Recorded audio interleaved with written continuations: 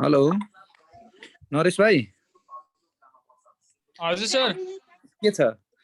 हजुर ठिकै छ सरको त्यहाँ अलिकति प्रब्लम भइरहेछ के? हजुर सरकोमा अहिले बत्ती गए चाहिँ ठ्याक्कै जोड्ने बेला अनि भाइ बहिनीहरू डिस्कस गर्दै गर्नु है, सर आउँदै हुनुहुन्छ। अनि त्यसपछि चाहिँ जिके को छ 5:30 to 7:30। अहिले चाहिँ नेपालीकोमा चाहिँ अलिकति समस्या भइरहेछ सरको। अनि अहिलेसम्म कसरी पढिरहेछ नरेशले? त अब नेक्स्ट इयरलाई हो हैन? नरेश फुल टाइम पढिरहेछौ? हजुर हजुर सर। कति घण्टा पढ्छौ दिनमा?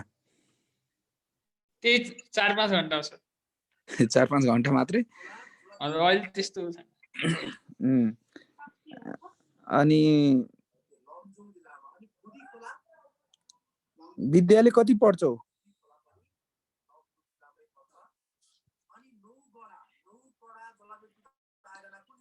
हरायो।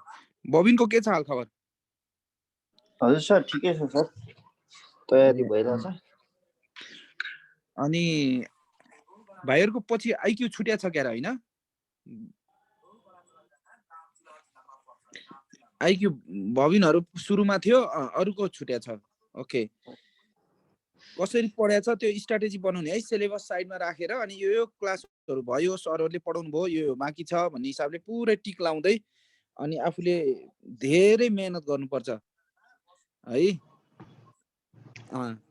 ल एक राउन्ड चाहिँ अहिले जीके को नोट कहिले आउँछ सर? जीके को नोट म बेलुकीतिर पठाइदिन्छु अथवा विदिन टुमरो अर्ली मर्निङ है। करेन्ट अफेयर बाहेक अरु सबै आउँछ। करेन्ट अफेयर को चाहिँ 3-4 डेज जति लाग्छ, अहिले तयार भइरहेछ है बाउ। सर तिमीहरुलाई उसमै पठाइदिन्छ यो जीके को नोट चाहिँ, यही भाइबर ग्रुपमै हामी हालिदिन्छौँ, त्यहीबाट डाउनलोड गर्दा हुन्छ। ओके हुन्छ सर।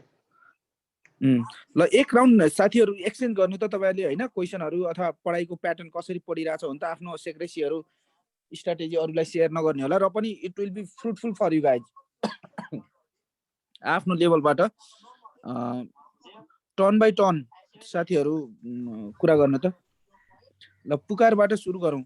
पुकारले कसरी पढिरहेछ अनि आफू ह्याप्पी छ कि छैन हैन पढाइमा, आफूले दिएको टाइमिङमा? मेरो डिक्यानको टाइमिङ त 14 घण्टा मिनिमम हैन। मैले रिकमेन्ड गर्दाखेरि जो स्टुडेन्टले डेडिकेटेड भएर फुल टाइम यसैमा लागेर पढ्छ 3 महिना दिनको 14 घण्टाको दरले, त्यसले चाहिँ इन्स्पेक्टरमा टप मोस्टमा नाम निकाल्छ भन्छु म चाहिँ।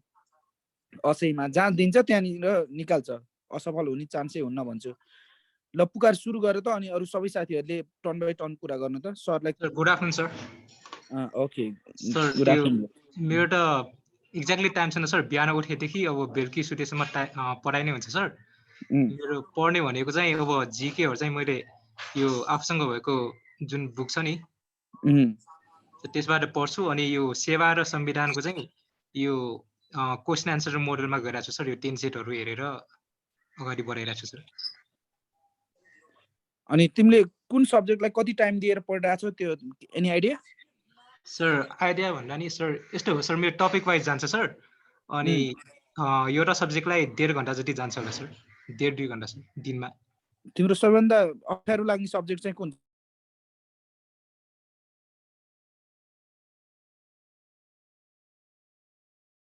सजिलो चाहिँ? सजिलो इंग्लिश हो सर। सजिलो इंग्लिश, ओके।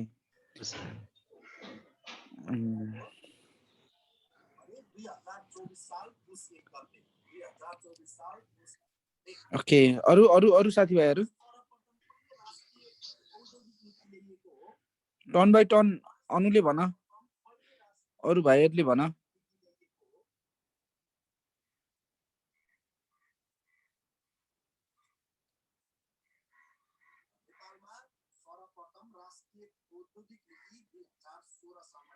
खै त यो चाहिँ एकदमै कन्फिडेन्स नै नभएको ग्रुप लागिरहेछ है मलाई चाहिँ। एकदमै त्यो के बोल्न पनि लजाइरहेछ, डराइरहेछ। म गर्न सक्छु, म हैन विनर हो भन्ने नै छैन के, पुरै लुजरको टाइपको छ। भिडियो अन गर्न पनि टेर्दैन, टाइममा पनि आउँदैन है। आज बिहान 15 मिनेट कुर्नु पर्यो। 15 मिनेट टाइम भनेको के हो? यहाँबाट कहाँ पुग्छ 15 मिनेटमा? नेपालगञ्ज पुग्छ।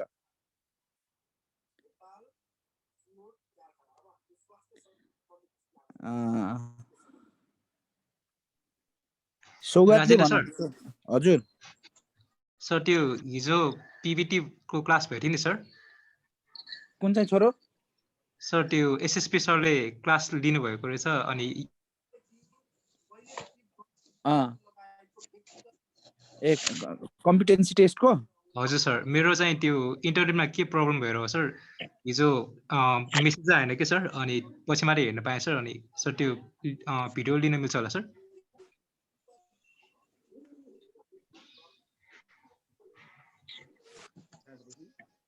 ए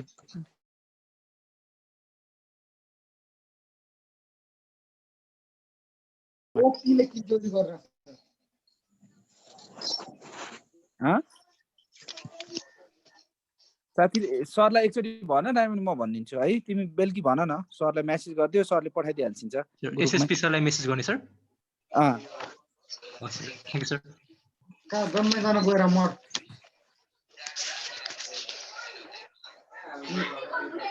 10 किलो त गर्छु नि त म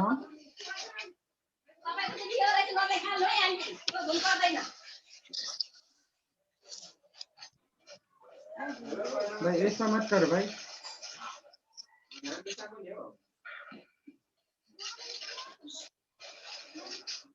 ओके यो प्राइमले निकै ग्यालेक्सी ग्रान्ड प्राइम कसको हो यो रुको जरा सबर करो भाइ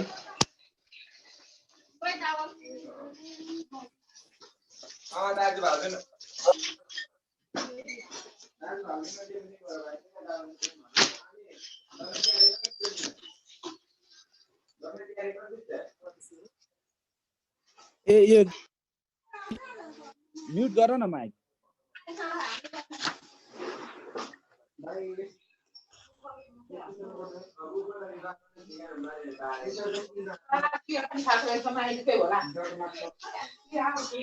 सर नमस्कार हजुर हेलो सर धेरै डिस्टर्ब भयो सर यो कसको हजुरले म्युट गरिदिनु मिल्छ सर एकैछिन है यो सर नमस्कार हजुर सर नमस्कार हजुर सर भर्खर मैले जोइन गरिहालेँ सर आउने बित्तिकै किन के हेरेर बसिरहेको त्यहाँ हल्ला गरिरहेछ माइक सरको बाइक अरू सबैको म्युट गरिदेऊ न एकछिन म पनि यहाँ प्रदीप घिमिरे सरको बाइक अरू सबैको म्युट गरिदियो त्यहाँ हल्ला आइरहेछ ग्यालेक्सी ग्रान्ड प्राइम कसको त्यो हटाइदियो हुन्छ त्यो नभए हो सर हस् हजुर गो अहेड हजुर हुन्छ हुन्छ यो यसलाई यो म्युट गरौँ त सर यो galaxy grand prime plus Pradeep भनेको छ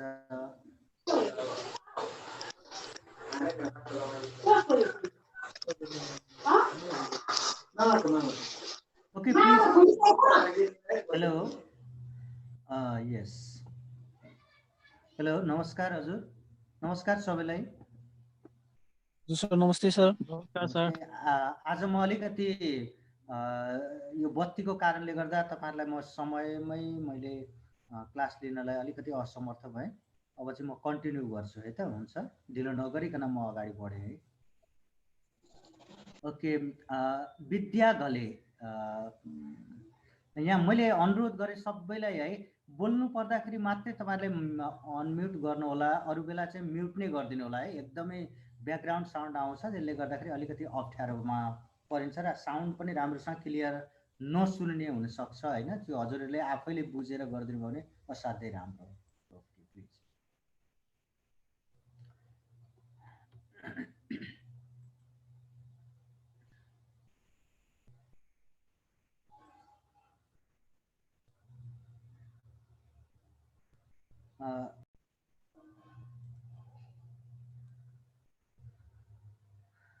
तपाईले कोर्स हेरिसक्नु भएको छ र त्यसमा खासै अप्ठ्यारो छैन र हामीले एक दुईचोटि यसो मनन गर्यौं भनेदेखि हामी गर्न सक्छौं राम्रै ढंगले हामीले त्यसलाई सल्भ गर्न सक्छौं म आज यसका बारेमा चर्चा गर्दैछु निवेदन लेख्ने निवेदन भनेको के त यसका बारेमा म अलिकति चर्चा गर्छु निवेदन भनेको विशेष गरिकन व्यक्तिले कार्यालयलाई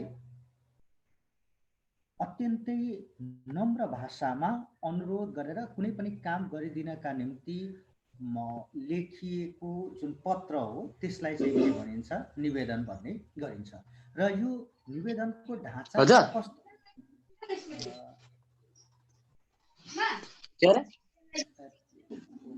कहाँ जाने लड्नुलाई गर्दिन हौ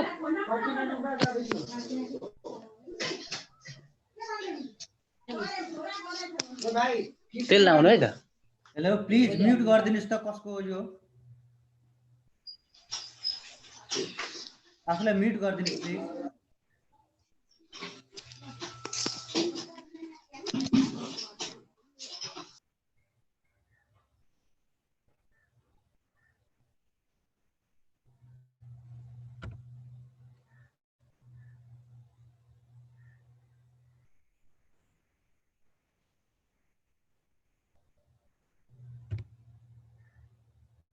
तो डिस्टर्ब गरेको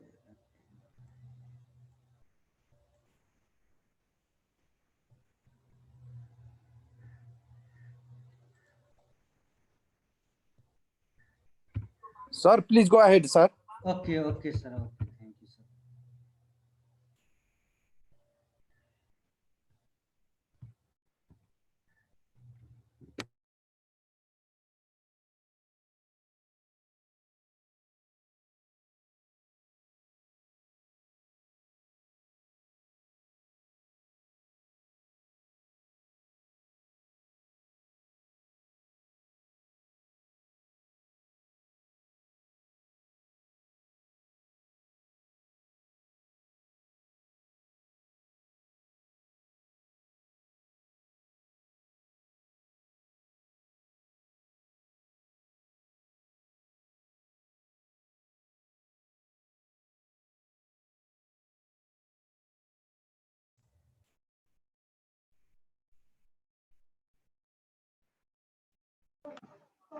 सर हजुरलाई सुन्न सकिएन नि होइन होइन ठिकै छ मेरो यहाँ आज अलिकति डिस्टर्ब भइराखेको छ त्यो कारणले गर्दा हो यहाँ यो छठको कारणले गर्दा अलिकति यहाँ तारहरू यसो यताउति मिलाउने काम भएको हुनाले गर्दा अलिक डिस्टर्ब छ कि त्यसले गर्दाखेरि ठिकै छ म निवेदन फेरि म चर्चा गर्दैछु निवेदन भनेको व्यक्तिले कार्यालयलाई कुनै काम गरिदिनका निम्ति नम्र भाषामा लेखिएको जुन लेख हो त्यही नै निवेदन हो र सबैभन्दा पहिले यसको हामी फर्म्याटलाई एकपल्ट विचार गर्ने काम गरौँ कसरी हामी यो तयार पार्ने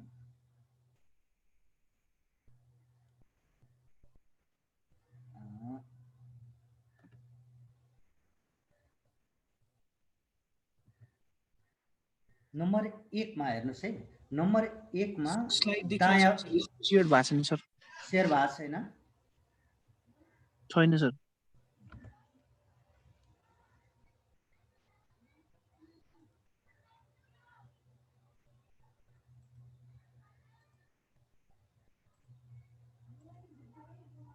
अब शेयर भएको छ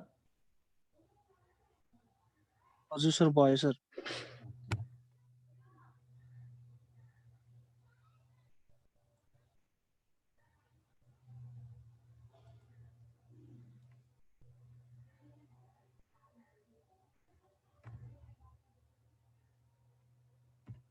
पहिलो नम्बरमा दायाँपट्टि माथि सम्झिनु होला यो जहाँनिर जुन साइडमा यो तपाईँ मान्नुहोस् यो तपाईँको आन्सर सिट हो र यसमा दायाँपट्टि माथि निवेदन लेख्दाको जुन मिति हो त्यसलाई तपाईँहरूले के गर्नुहोस् उल्लेख गर्ने काम गर्नुहोला त्यसपछि नम्बर दोस्रोमा यो साइडमा जुन साइडमा मैले जुन नम्बर दिएको छु त्यसैलाई आधार मान्नु होला सम्बोधन गर्दा कार्यालयको प्रमुखलाई के गर्नुहोस् सम्बोधन गर्नुहोस् बोलाउने काम गर्नुहोस् सम्बोधन भनेको बोलाउने काम गर्ने अब सम्बोधन गर्दा हामीले के गर्ने पहिलो सुरुमा चाहिँ कार्यालयको श्रीमान कार्यालय प्रमुख भन्नुहोस् अब यसको दुईटा तरिका छ है एउटा चाहिँ के हो त भन्दा यदि तपाईले श्रीमान लेख्नुहुन्छ भने पछाडी ज्यू नलेख्नु होला यदि ज्यू लेख्ने हो भनेदेखि सुरुमा श्रीमान भनेर सम्बोधन नगर्नु होला कार्यालय प्रमुख ज्यू भन्नुहोस् कि त श्रीमान कार्यालय प्रमुख मात्रै भन्नु होला र त्यसपछि के गर्नु त्यसको मुनि कार्यालयको पूरा नाम लेख्नु होला र अनि त्यसपछि कार्यालयको ठेगाना लेख्नुस् त्यसको मुनि र त्यसपछि यहाँ तेस्रो नम्बरमा बीचमा पर्ने गरेर के गर्नुस् विषयलाई उल्लेख गर्ने काम गर्नु होला। नम्बर चौथोमा यो जुन ठाउँमा छ त्यही ठाउँमा महोदय लेख्नुस्। त्यसको मुनि 5 नम्बरमा अनुच्छेद परिवर्तन गरेर निवेदनको कारण सहित पूरा विवरण लेख्नु। तपाईले किन निवेदन लेख्ने काम गरिरहनु भएको छ त्यसको कारण चाहिँ विवरण सहित उल्लेख गर्ने गर्नु होला। र त्यसपछि 6औं नम्बरमा अब यहाँ विवरणहरू भयो हेर्नु होला।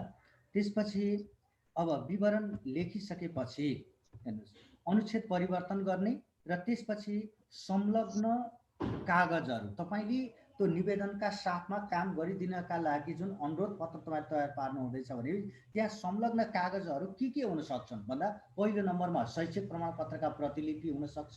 त्यसपछि नागरिकताको प्रमाणपत्रको प्रतिलिपि हुन सक्छ। यहाँ प्रतिलिपि भनेर लेख्नु होला। फोटोकपी जसलाई हामी भन्छौँ त्यो चाहिँ के हो प्रतिलिपि हो। र त्यसपछि अब अतिरिक्त योग्यता अथवा दक्षताको प्रमाणपत्रको प्रतिलिपि भनेर राख्नु होला। किनभने अब सबैभन्दा जागिर खानाका निम्ति यहाँ के गरिएको हुन्छ निवेदन दिएको हुन्छ। त्यो सन्दर्भमा चाहिँ के गर्नु होला यो संलग्न कागजपत्रहरू भनेर उल्लेख गरिदिनु होला। अनि त्यसपछि शैक्षिक प्रमाणपत्रका प्रतिलिपि नागरिकताको प्रमाणपत्रको प्रतिलिपि अतिरिक्त योग्यता दक्षताको प्रमाणपत्रको प्रतिलिपि भनेर यो कुरा उल्लेख गर्नु होला। र त्यसपछि अब अर्कोमा चाहिँ के गर्नुहोस् त भन्दा यदि अरू विषयमा निवेदन लेख्ने छ भने अब बिदा पाऊँ भन्नका निम्ति यदि निवेदन लेख्न लागिएको हो भने त्यो अवस्थामा चाहिँ तपाईले यी संलग्न कागजपत्रहरू चाहिँ लेख्ने काम गर्नु पर्दैन। अरू सबै चाहिँ फर्म्याट यही नै हो। र त्यसपछि अब अन्त्यमा 10 नम्बरमा यही साइडमा निवेदक अथवा भवदीय भनेर लेख्नु होला। यो भवदीय भन्दा पनि निवेदक उपयुक्त शब्द हो, निवेदक लेख्नु होला। अनि त्यसपछि निवेदक लेखिसकेपछि नाम संकेत मात्रै गर्ने, तपाईले आफ्नो नाम चाहिँ उल्लेख गर्ने काम नगर्नु होला। यो झुक्केर पनि नलेख्नु होला नाम चाहिँ पुरै नाम। र संकेत मात्रै गर्ने क अथवा ख ग भनेर त्यसरी संकेत गर्नु होला है। र त्यसपछि तल चाहिँ के गर्नुस् ठेगाना लेख्ने काम गर्नु होला। अनि त्यसपछि अन्त्यमा के गर्नुस् खामको नमुना बनाइदिनु होला है। यति गर्नुभयो भनेदेखि तपाईको यो के हुन्छ पुरा हुन्छ निवेदन। र मैले यहाँ अब यो निवेदनको ढाँचालाई उल्लेख गर्ने काम गरेको छु नि, तपाईलाई म अन्तिममा के गर्दछु यो प्रस्तुत गर्ने काम गरौँला। अहिले चाहिँ म के गर्छु ताकेता पत्र एकाइ 1 को तेस्रो नम्बरमा ताकेता पत्र छ। त्यो ताकेता पत्रका बारेमा म चर्चा गर्छु। अब यो ताकेता पत्र भनेको के हो कस्तो किसिमको हो यो पत्र भन्दा विशेष गरिकन यो प्रहरी सेवातर्फ हेर्नुस् है यी पत्रहरू चाहिँ बढी प्रचलनमा कार्यालय प्रयोजनका निम्ति यी पत्रहरू चाहिँ प्रयोगमा आउने गर्दछ। अब ताकेता पत्र भनेको गर्नुपर्ने वा सुरु भएको काम चाँडो सम्पन्न गर्नलाई वा सक्नलाई कुनै कार्यालयले व्यक्ति सङ्घ संस्था या कार्यालय एवं आफू मातहतका कार्यालयलाई लेख्ने जुन पत्र हो त्यो पत्र चाहिँ के हो त ताकेता पत्र हो। यति बुझ्नु। ताकेता भनेको कुनै काम चाँडो गर्दै ताकेता गरिराख्नु अथवा लगातार भनिरहने काम गर्नु त्यो चाहिँ के हो त ताकेता हो भनेपछि अब यो ताकेता पत्र चाहिँ मुख्य गरिकन एउटा व्यक्तिले नभइकन कार्यालयले व्यक्तिलाई पनि भन्न सक्छ। अनि कार्यालयले सङ्घ संस्था वा आफू मातहतका जुन कार्यालयहरू छन् ती कार्यालयहरूलाई पनि लेख्न सक्दछ। र त्यसपछि अब हेर्नुहोस् है त यसको लेखन विधि कस्तो किसिमको हुन्छ। यो ताकेता पत्रको लेखन विधि भन्दा पहिलो नम्बरमा हेर्नुहोस् है ताकेता पत्र लेख्ने कार्यालयको लेटर प्याड बनाउने, यसका बारेमा अहिले म फर्म्याट प्रस्तुत गर्छु, त्यसबाट तपाईहरु क्लियर हुन सक्नुहुन्छ। ताकेता पत्र लेख्ने जुन कार्यालय हो त्यो कार्यालयको के गर्नुहोस् लेटर प्याड बनाउने। र त्यसपछि दोस्रो नम्बरमा दायाँपट्टि ठेगाना र त्यसको मुनि मिति लेख्ने। तपाईले ठेगाना नलेख्दा पनि हुन्छ किनभने त्यो लेटर प्याडमै के गरिएको हुन्छ ठेगाना रहेको हुन्छ। ठेगाना नलेख्ने यदि चाहनुहुन्छ लेख्नै पर्ने स्थिति छ भने पनि तपाईले लेख्न सक्नुहुन्छ। र त्यसको मुनि के गर्नुहोस् मिति लेख्ने काम गर्नु होला। र त्यसपछि बायाँपट्टि पत्र संख्या र त्यो पत्र संख्यामा चाहिँ यो पसम भनेको चाहिँ पत्र संख्या हो। अब यो पत्र संख्यामा आर्थिक वर्षलाई हामीले के गर्नुपर्छ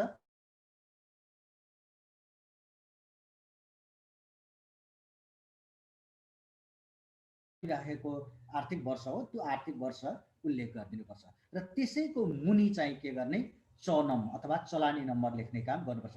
यो औपचारिक लेखन भएको हुनाले गर्दा जहाँ जे कुराहरू उल्लेख गरिएका छन् त्यहाँ त्यही कुराहरू नै के गर्ने उल्लेख गर्ने काम चाहिँ गर्नुपर्छ। यो चाहिँ नबिर्सिनु होला। र त्यसपछि अर्कोमा हेर्नुहोस्, अर्कोमा चाहिँ बीचमा पर्ने गरेर के गर्नुहोस् विषय लेख्ने काम गर्नु होला। र त्यसपछि कार्यालय वा संस्थालाई के गर्नुहोस् सम्बोधन गर्ने काम गर्ने। अनि अर्को चाहिँ कार्यालयको नाम। अब यो कार्यालय वा संस्थालाई सम्बोधन गर्दा के गर्ने त भन्दा कार्यालयको नाम लेख्ने। अनि त्यसपछि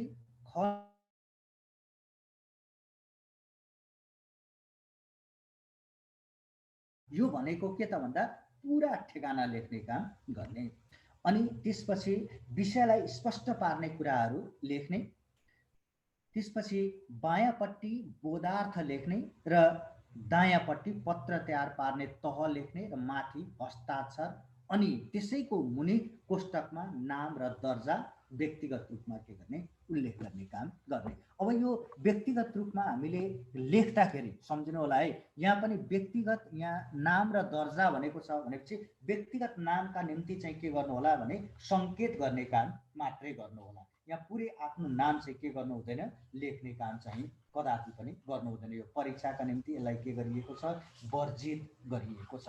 अब यहाँ तपाईँले अलिकति समस्या आउन सक्छ। यहाँ यो बोधार्थ भन्ने मैले शब्द प्रयोग गरेँ। यो बोधार्थ भनेको के त भन्दा कुनै काम कुराको विषय वा प्रगतिको अवगतका निम्ति पाउने बाहेक सम्बन्धित अङ्ग वा व्यक्तिलाई त्यही प्रतिमा तल जनाई छुट्टै पठाइने पत्र वा जानकारीका निम्ति वा सम्झौतो पत्र जुन भनिन्छ त्यसलाई के भनिन्छ बोधार्थ भनिन्छ। अथवा साक्षी यो कुराहरू संलग्न गरिएको छ यी क्षेत्रहरूलाई अथवा यी विभाग र कार्यालयलाई समेत जानकारी गराइएको जुन पत्र हो त्यसलाई चाहिँ के भनिन्छ बोधार्थ भन्ने गरिन्छ। र अब त्यसपछि हेर्नुलाई यहाँ ताकेता पत्रको यो नमुना छ। अब यो ताकेता पत्र चाहिँ के हो त भन्दा मैले यो काम कारबाहीका निम्ति यो दिएको छु। तपाईँ ताकेता पत्रको नमुना भन्दा कसैले तल पढेर सुनाउनुहोस् त। एउटा महानगरीय प्रहरी वृत्त भनेर लेखिया होला हो, पढ्नुहोस् त एकजनाले, कसैले प्लिज अन गरेर।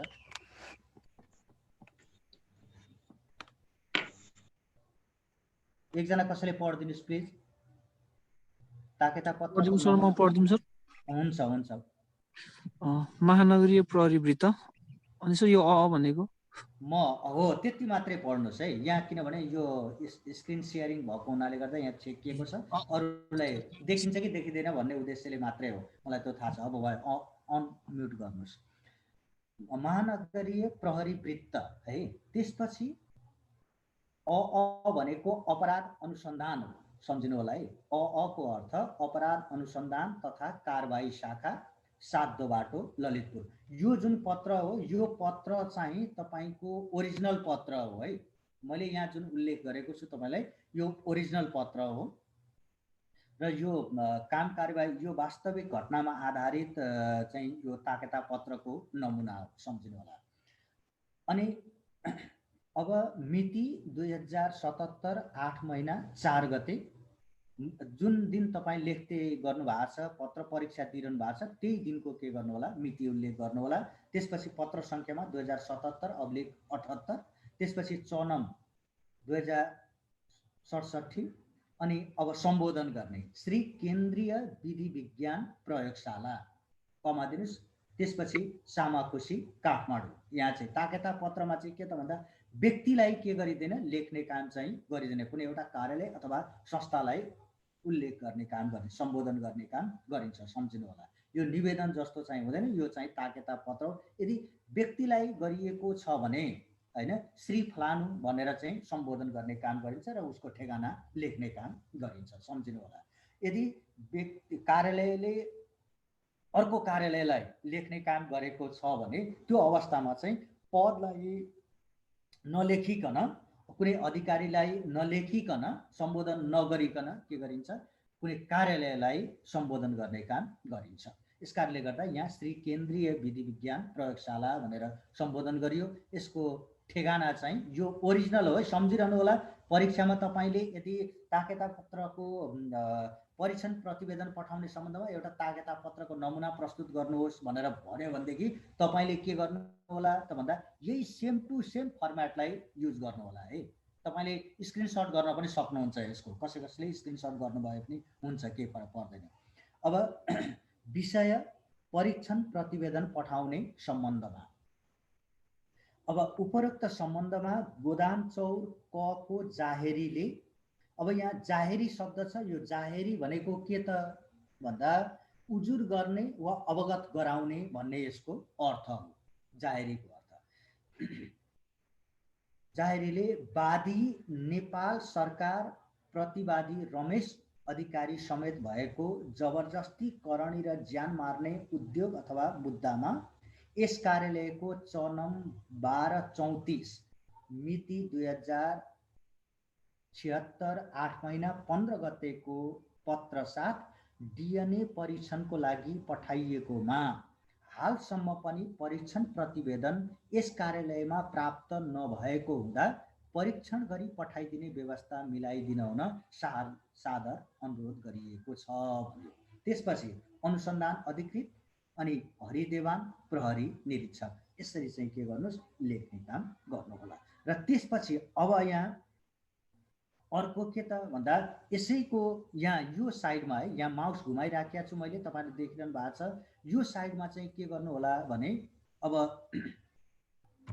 यो साइडमा चाहिँ बोधार्थ भनेर लेख्नु होला तल, र त्यसमा चाहिँ श्री ललितपुर ललितपुर जिल्ला लगनखेल ललितपुर, त्यसपछि अर्को श्री जीविस कार्यालय लगनखेल ललितपुर भनेर बोधार्थ तपाईँहरूले लेख्नुहोला। अथवा कुनै कार्यालयले कुन कार्यालयलाई पठाउने काम गरेर जानकारी गराउने काम गरिएको छ त्यो बोधार्थमा तपाईँहरूले लेख्ने काम गर्नुहोला। यी कुराहरू चाहिँ के हुन् त ताकेता पत्रको नमुना यसरी के गर्ने हो तयार पार्ने काम गर्ने। यसमा कसैलाई केही प्रश्न गर्नु छ भन्नुहोस् त। ताकेता पत्रमा प्लिज। मसँग एउटा त्यो वडा प्रहरी कार्यालयले व्यक्तिलाई पठाएको ताकेता पत्रको नमुना बनाउनुहोस् भनेको छ सर, यो कस्तो यस्तै? एकदमै। अब व्यक्तिलाई पठाउने जुन यहाँ चाहिँ के गर्नु होला भने व्यक्तिलाई पठाउने तपाईसँग प्रश्न भएको हो, प्रश्न हो तपाईसँग? हजुर सर हो। ठिक छ। भनेपछि अब मैले भने नि कार्यालयले कार्यालय पठाउने यो ताकेता पत्र हो भने अब अर्को चाहिँ के त भन्दा कार्यालयले व्यक्तिलाई कुनै काम कारबाहीका निम्ति के गर्ने, अब जस्तै हामी के गरिराखेका छौँ त भन्दा प्रहरी सेवातर्फ गइराखेका छौँ भने त्यो अवस्थामा के हुन्छ त भन्दा उपस्थित हुनका निम्ति कुनै काम कारबाही कसैले तपाईँका विरुद्धमा केही रिपोर्ट गरेको छ होइन, जाहेरी दिने काम गरेको छ भनेपछि त्यो व्यक्तिलाई कार्यालयमा उपस्थित हुनका निम्ति बारम्बार ताकेता गरियो अथवा ताकेता पत्र दिने काम भयो भनेपछि अब त्यो व्यक्तिलाई ताकेता पत्र तयार पार्नु पर्यो भने अब यहाँ चाहिँ के गर्नुपर्ने त भन्दा जस्तै यो सम्पूर्ण चाहिँ के हुन्छ, यो प्रहरी महानगरीय प्रहरी वृत्त होइन, अनि अपराध अनुसन्धान तथा कारबाही शाखा 7 बाटो ललितपुर भनेर राख्नुहोस्। त्यसपछि मिति जहाँको त्यहीँ राख्नुहोस्, पत्र सङ्ख्या यिनीहरू चलानी नम्बर त्यहीँ राख्नुहोस्, र यो सम्बोधन गर्नुपर्ने ठाउँमा श्री अब कुन व्यक्तिलाई चाहिँ ताकेता गर्न लागेको, जस्तै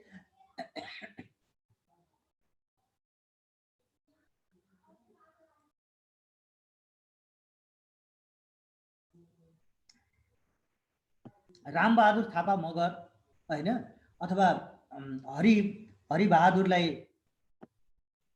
ताकेता पत्रका निम्ति ताकेता गरिएको हो भने उसैको के गर्नुहोस् नाम लेख्नुहोस्, श्री हरिबहादुर थापा भनेर राख्नु होला। अनि उसको ठेगाना जहाँ हो त्यही ठेगाना चाहिँ राखिदिनुहोस्। त्यसपछि यहाँ के त भन्दा विषयमा के राख्ने भन्दा उपस्थित हुने बारे अथवा कार्यालयमा उपस्थित हुने बारे, कुरो बुझ्नुभयो कि होइन, अथवा के गर्नका निम्ति, सोधखोजका निम्ति होइन, सोधखोजका निम्ति पनि हुनसक्छ, कुनै अनुसन्धानका सम्बन्धमा भन्नु होला। यहाँ व्यक्तिलाई कार्यालयले व्यक्तिलाई पठाउने सन्दर्भ छ भने चाहिँ अनुसन्धानका निम्ति भनेर के गर्नुहोस् विषय लेख्ने काम गर्नु होला। अनि उपयुक्त सम्बन्धमा अब जुन घटनाहरू घटेको छ त्यो घटनालाई के गर्नुहोस् उल्लेख गर्ने काम गर्नुहोस्, र फलानु व्यक्तिले होइन चाहिँ जाहेरी दिएका कारणले गर्दा हैन तपाईको नाम किटानी साथ जाहेरी दिएका हुनाले गर्दा के गर्नका निम्ति अनुसन्धानका निम्ति तपाईलाई बेला बेला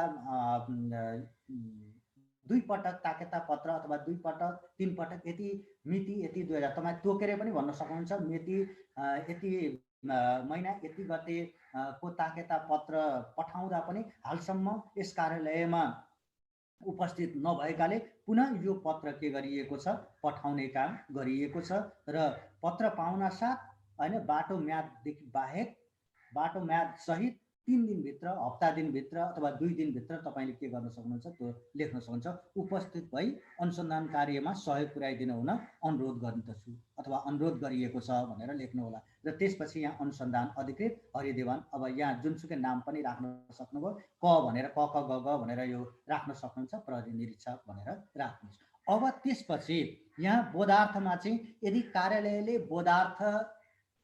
कार्यालयले व्यक्तिलाई पठाउने हो भने त्यो सम्बन्धमा के गरिरहनु पर्दैन बोधार्थ लेखिरहनु पर्ने आवश्यकता छैन है बोधार्थ नलेख्नु ल अब केही छ भन्नुस् त अरु कसैको प्रश्न केही छ भन्नुस् सर यो दशङ्गकोमा आउँछ नि सर हजुर हजुर सर हामीले त्यसो भए पनि यो फर्मेटमा नै मिलायो भने यो उत्तर विवरण छ नि विवरण त्यो छोटो पारे पनि मार्क्स आउँछ नि सर मार्क्स अनि यहाँ सुन्नु न मैले भन्न खोजेको तपाईलाई के त भन्दा तपाई एक्सक्युज मी परीक्षाका निम्ति हामी तयारी गरिराखेका छौं भने जति सक्दो हामीले 24 मा यो 60 पूर्णाङ्क हुन्छ 24 मा पास भइन्छ भने पास हुने हिसाबमा मात्रै नजानुस् मेरो भनाइ हैन अंक बढी ल्याउने हिसाबमा जानुस् यसलाई चाहिँ के गर्नु होला भने एकपटक तपाईले राम्रो ढंगले लेख्ने एक दुई चोटी प्रयास चाहिँ गर्नु नै होला त्यो गर्नुभयो भनेदेखि उपयुक्त है हस् सर हस् अब त्यसपछि म अर्कोमा गए अरु कसैलाई केही छ भन्नुस् त प्रश्न गर्नुस् प्लिज सर हजुर यस्तै क्वेशनको अरु स्याम्पलहरु दिन हामीले प्र्याक्टिस गर्न ए हुन्छ एकदमै हुन्छ म केही फरक पर्दैन तपाईहरुलाई म दिन्छु तपाईहरुसँग रेफरेन्स बुक हुन सक्छ लिनु भा होला हैन छ तपाईहरुसँग रेफरेन्स बुक छ भने त्यसमा हेर्नु होला अभ्यासमा त्यहाँ प्रश्नहरु दिएका हुन्छन् नभए गुगलमा तपाईले खोज्न सक्नुहुन्छ है विभिन्न प्रश्नहरु छन् त्यहाँ हेर्न सक्नुहुन्छ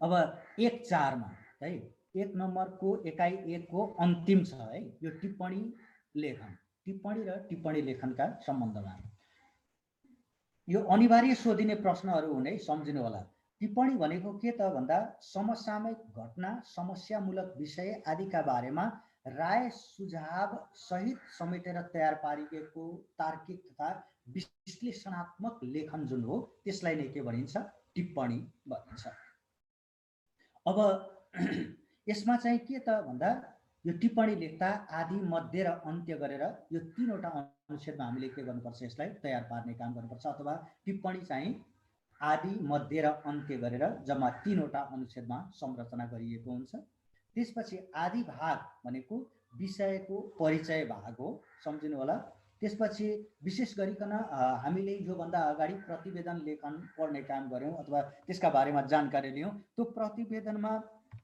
जसरी हामीले परिचय खण्डमा जे जस्ता कुराहरू उल्लेख गरेका थियौं अथवा विषयको परिचय दिने काम गरेका थियौं त्यही नै के हो त भन्दा यो टिप्पणीमा विषयको परिचय दिने काम गर्नुपर्दछ त्यसपछि मध्य भागमा घटना तथा समस्याको सृजना हुनुको कारण र त्यसले समाजमा पार्ने प्रभाव र असरका बारेमा हामीले के गर्नुपर्छ विश्लेषण गर्ने काम गर्नुपर्दछ त्यसपछि अन्त्य भागमा समस्या समाधानका निम्ति लेखकको सुझाव यदि तपाई आफै टिप्पणीकार हो भने तपाईले के त्यो समस्याको समाधानका निम्ति सुझाव दिन सक्नुहुन्छ ती कुराहरूलाई के गर्ने उल्लेख गर्ने काम गर्ने र आदि र विशेष गरिकन सम्झिनु होला यहाँ विचार गर्नुपर्ने कुरा आदि र अन्त्य भाग चाहिँ के हुन्छ छोटो हुन्छ र मध्य भाग चाहिँ अपेक्षाकृत के भइदिन्छ असाध्यै लामो हुन्छ अलिकति आदि र मध्य भागका तुलनामा अन्त्य भाग चाहिँ अलिकति सरी आदि र अन्त्य भागका तुलनामा मध्य भाग चाहिँ के भइदिन्छ अलिकति लामो हुन्छ। किन त भन्दा यहाँ घटना तथा समस्याको सिर्जनाका कारणहरू र समाजमा त्यसले पार्ने प्रभाव र असरको विश्लेषण गर्ने भएका कारणले गर्दा यो भाग चाहिँ अथवा बिचको भाग चाहिँ अलिकति लामो हुन्छ। आदि र अन्त्य भाग, सुरुवातको भाग र अन्त्यको जुन खण्ड हो उपसंहार खण्ड अथवा जसलाई हामी सुझाव खण्ड भन्दछौँ, त्यो सुझाव खण्ड चाहिँ असाध्यै छोटै हुन्छ। कारण के त भन्दा यसलाई लम्ब्याउने काम चाहिँ नगर्नु होला, किनभने यो 5 अङ्कको मात्रै हो। यस कारणले गर्दा टु दी पोइन्टमा मात्रै जाने काम गर्नु होला। र यसको भाषा चाहिँ असाध्यै सरल अनि तथ्यपूर्ण कुराहरू र तार्किक शैली, तर्कयुक्त, कसैले काट्न नसकोस्, यो हो रहेछ है भनेर जनमानसले त्यसलाई के गर्न सकुन्, विश्वास गर्न सकुन्, त्यस्ता किसिमका शैलीलाई के गर्नुपर्छ, अपनाउने काम चाहिँ गर्नुपर्दछ। र म यहाँ टिप्पणी लेख्दा ध्यान दिनुपर्ने कुराहरूका बारेमा तपाईँलाई केही कुराहरू चर्चा गर्दैछु। नम्बर 1 मा हेर्नुहोस् है, नम्बर 1 मा शीर्षक लेख्ने काम गर्नु। नम्बर 2 मा विषय वा समस्याका बारेमा बनाइएका बुँदालाई आदि, मध्य र अन्त्यको क्रममा विभाजन गर्ने काम गर्नुहोस्। अर्थात् प्रश्न देख्ने बित्तिकै तपाईँ यो शीर्षकमा टिप्पणी लेख्नुहोस् भनेर तपाईँलाई प्रश्नमा सोधिएको हुन्छ। यस कारणले गर्दा त्यसका बारेमा तपाईँले सुरुमै प्रश्न हेर्ने बित्तिकै के गर्नुपर्छ, आदि भागमा यो छ, मध्य भागमा यो हुन्छ, अन्त्यको क्रममा यो हुन्छ, यस्ता यस्ता कुरालाई समेट्नुपर्छ भन्ने पहिले नै के गर्नुहोस्, माइन्ड मेकअप गर्ने काम गर्नु होला। र त्यसपछि शीर्षकले सङ्केत गरेको विषयवस्तु वा समस्यालाई परिचयका रूपमा आदि भागमा के गर्नु, समेट्नु। अब सम्झिनु होला है, आदि भागमा के कुरालाई उल्लेख गर्ने त भन्दा विषयवस्तु वा समस्या जुन हो त्यो समस्यालाई परिचयका रूपमा के गर्नुहोस्, समेट्ने काम गर्नु होला। अब त्यसपछि समस्या वा घटनाले पार्ने अल्पकालीन वा दीर्घकालीन असर र समस्याका कारणहरूलाई टिप्पणीको मध्य भागमा समेट्नुहोस्। अथवा त्यसले छोटो समयमा कस्तो किसिमको असर पारेको छ हालसाल, अनि दीर्घकालीन रूपमा कस्तो किसिमको असर पार्ने काम गर्छ त्यो कुरालाई के गर्नुहोस्, मध्य भागमा समेट्ने काम गर्नुहोस्। अन्तिम वा तेस्रो भागमा समस्या समाधानका उपायलाई के गर्नुहोस्, सुझावका रूपमा प्रस्तुत गर्ने काम गर्नुलाई। यो कारण यस्तो किसिमका गतिविधि र क्रियाकलापहरू गरेका खण्डमा यस्ता किसिमका समस्या चाहिँ वर्तमान समयमा र पछि आउने जुन समय हो त्यसमा पनि कम हुन जाने र न्यूनीकरण हुन जाने कुरा भनेर उल्लेख गर्नु होला। त्यसपछि अनावश्यक रूपमा के नगर्नुहोस्, व्याख्या गर्ने काम नगर्नुहोस्, टिक्का टिप्पणी गर्ने काम चाहिँ नगर्नु होला।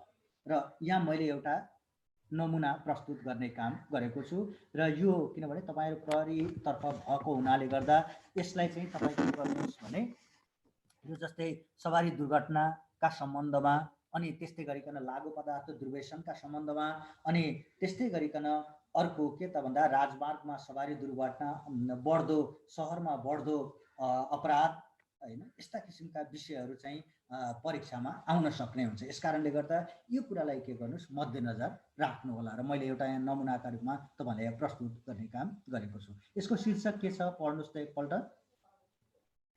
शीर्षक राम्रोसँग देखिएको छैन सर। शीर्षक अलिकति यहाँ यो सेयरिङ भएको हुनाले गर्दाखेरि अलिकति बढ्दो सवारी दुर्घटना भनेर आएछ। बस बढ्दो सवारी दुर्घटना। अब हेर्नुहोस् है त, अब परिचय खण्डमा के राख्ने हेर्नुहोस्, 3वटा अनुच्छेद यहाँ रहेको छ।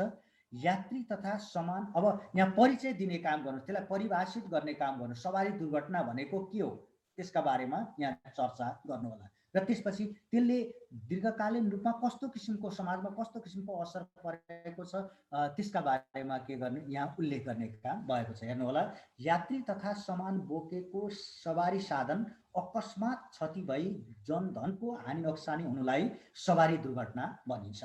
आजभोलि सवारी दुर्घटनाका समाचार निकै नै आउने गरेका छन्। एकातर्फ दुर्घटनाबाट हानि नोक्सानी हुने त छँदैछ भने अर्कातर्फ सर्वसाधारणले विभिन्न कष्ट र हैरानी बेहोर्नु पर्ने देखिन्छ। यो चाहिँ के हो त भन्दा परिचय खण्डमा राख्यो। अब तपाईँलाई म फेरि अगाडि बढाउँदैछु, प्लिज यहाँ हेर्नुहोस्। यहाँ के त भन्दा यहाँ शीर्षकले सङ्केत गरेको विषयवस्तु वा समस्यालाई, समस्या चाहिँ यहाँ के भयो त भन्दा यहाँ एकातर्फ दुर्घटनाबाट हानि नोक्सानी हुने त छँदै नै छ भने अर्कातर्फ सर्वसाधारणले विभिन्न कष्ट र हैरानी बेहोर्नु पर्ने देखिन्छ। यो चाहिँ के भयो त भन्दा समस्या भयो। अब त्यसपछि अर्कोमा हेर्नुहोस्, अर्कोमा यहाँ समस्या अथवा घटनाले पार्ने अल्पकालीन वा दीर्घकालीन असर र समस्याका कारणहरू के हुन्छन् त्यो कुरालाई के गर्ने उल्लेख गरिदिने यो दोस्रोमा। अब हेर्नुहोस्, वास्तवमा सवारी दुर्घटना किन र कसरी हुन्छ भन्ने विषयलाई गम्भीर रूपमा सोच्नु आवश्यक भएको छ। सहरी क्षेत्रमा अत्यधिक सवारी चाप, साँघुरा सडक, सवारी साधनको तीव्र गति, बाटो काट्ने पैदल यात्रीको असावधानी, ट्राफिक नियमको अज्ञानता अनि ज्ञान भए पनि व्यवस्था गर्ने कारणले सवारी दुर्घटना दिन प्रतिदिन बढ्दै गएको पाइन्छ। हेर्नुहोस् है, यो चाहिँ कारण भयो। अब राजमार्गमा चल्ने सवारी साधनको छतमा यात्रीहरू राख्ने, क्षमताभन्दा बढी यात्री तथा सामान बोक्ने, मादक पदार्थ सेवन गरी सवारी चलाउने, अनावश्यक प्रतिस्पर्धा गर्ने, सिकारु चालकले सवारी चलाउने कारणले सवारी दुर्घटना बढेको पाइन्छ। सवारी दुर्घटनाका अनेक कारण हुन सक्छन्, तर सामान्य गल्तीले अनमोल जीवन गुम्ने, बाँचे पनि अपाङ्ग बन्ने र दुःख पाउने अनि दुर्घटना पश्चात बन्द, घेराउ, चालकमाथि कुटपिट एवं सवारी साधनमा आगजनी जस्ता समस्या निम्तिने गरेको देखिन्छ। यस्ता कार्य कसैको पनि हितमा हुँदैन। अब अन्त्यमा हेर्नुहोस् है, अन्त्यमा के गर्ने त भन्दा सम्झिनुहोस्, यहाँ हेर्नुहोस् मैले यहाँ दिएको छु, अन्त्यमा भागमा समस्या समाधानका उपायलाई सुझावका रूपमा लेख्ने। हेर्नुहोस् है, अब सुझाव तपाईँले के दिने हो त? यातायातका साधनको सञ्चालन आम सर्वसाधारणको सुविधाका लागि भएकाले यसलाई व्यवस्थित र सुरक्षित बनाइनुपर्छ र यसका निम्ति चालक, यात्री, सर्वसाधारण र ट्राफिक प्रहरी सबैको ध्यान जानु आवश्यक छ।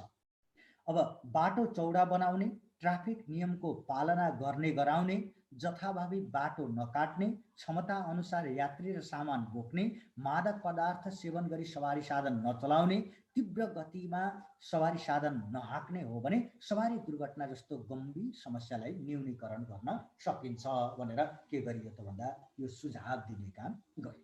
अब त्यसपछि मैले तपाईका प्रतिक्रियाहरू लिए, केही छन् यस सन्दर्भमा? सर, यो हामी के भन्छ राष्ट्र सेवक हैन, सरकारको विरोधमा हामीले त्यहाँ कारण लेख्न पाइन्छ सर? एकदमै। तपाईलाई अब मैले यहाँ तपाईलाई फेरि मैले यहाँ दोहोऱ्याएँ, एकैछिन ल, अर्को पेजमा म गएँ। यहाँ हेर्नुहोस् त, मैले अन्त्यमा यहाँ लेखेको छु अनावश्यक व्याख्या र टिक्का टिप्पणी नगर्ने भनिएको छ नि। यस सर। हजुर, हजुरको नाम भनौँ त सर, मैले यहाँ अलिकति देखेको छुइनँ। सर पुकार काजीटुल। पुकार हो सर। हजुर, पुकार चाहिँ तपाईँलाई मैले यहाँ अन्तिममा यहाँ उल्लेख गरेको छु, अनावश्यक व्याख्या र टिक्का टिप्पणी नगर्ने। यो काम गर्नुभयो भने तपाईँका निम्ति असाध्यै राम्रो हुन्छ। हामीले त के त भन्दा एउटा कुरा यति बुझ्नु होला, यो परीक्षामा के त भन्दा परीक्षकको ध्यान आकर्षण गर्ने काम चाहिँ तपाईँले गर्नुपर्दछ। कुरो बुझ्नुभयो कि होइन? भोलि पछि तपाईँले त्यो पदमा बसिसकेपछि यी सम्पूर्ण कुराहरू तपाईँले नै के गर्नुपर्दछ, यो प्रहरी सहायक प्रहरी निरीक्षकले अथवा प्रहरी निरीक्षकले यस्ता कुराहरू तयार पार्नुपर्ने भएका कारणले गर्दा नै अहिले जान्नुपर्ने, थाहा पाउनुपर्ने कुराहरू भएका हुनाले गर्दा अनावश्यक रूपमा व्याख्या, टिक्का टिप्पणी यदि हामीले गऱ्यौँ भनेदेखि त्यसको असर त हामीलाई नै पर्छ। यस कारणले गर्दा ती कुराहरूलाई विरोध गर्ने कुराहरू नगर्नु होला। यदि त्यो गर्नु भने त्यसलाई चाहिँ अलिकति राम्रो मानिँदैन है। हुन्छ? हस् सर। हस् पुकारजी, थ्याङ्क यू। अरू कसैको केही प्रश्न छ भन्नुहोस् त यस सन्दर्भमा? यदि तपाईँहरूले यदि स्क्रिनसट गर्नु भएको छैन भने कसैले मैले एकछिन 1 मिनेटको समय दिए स्क्रिनसट गर्नु होला प्लिज यसलाई। सर सुन्नु न। हजुर भन्नुहोस्, को बोल्नु भयो? नाम भन्नुहोस् प्लिज। मेरो नाम सृजना श्रेष्ठ। ओके सृजना। अघि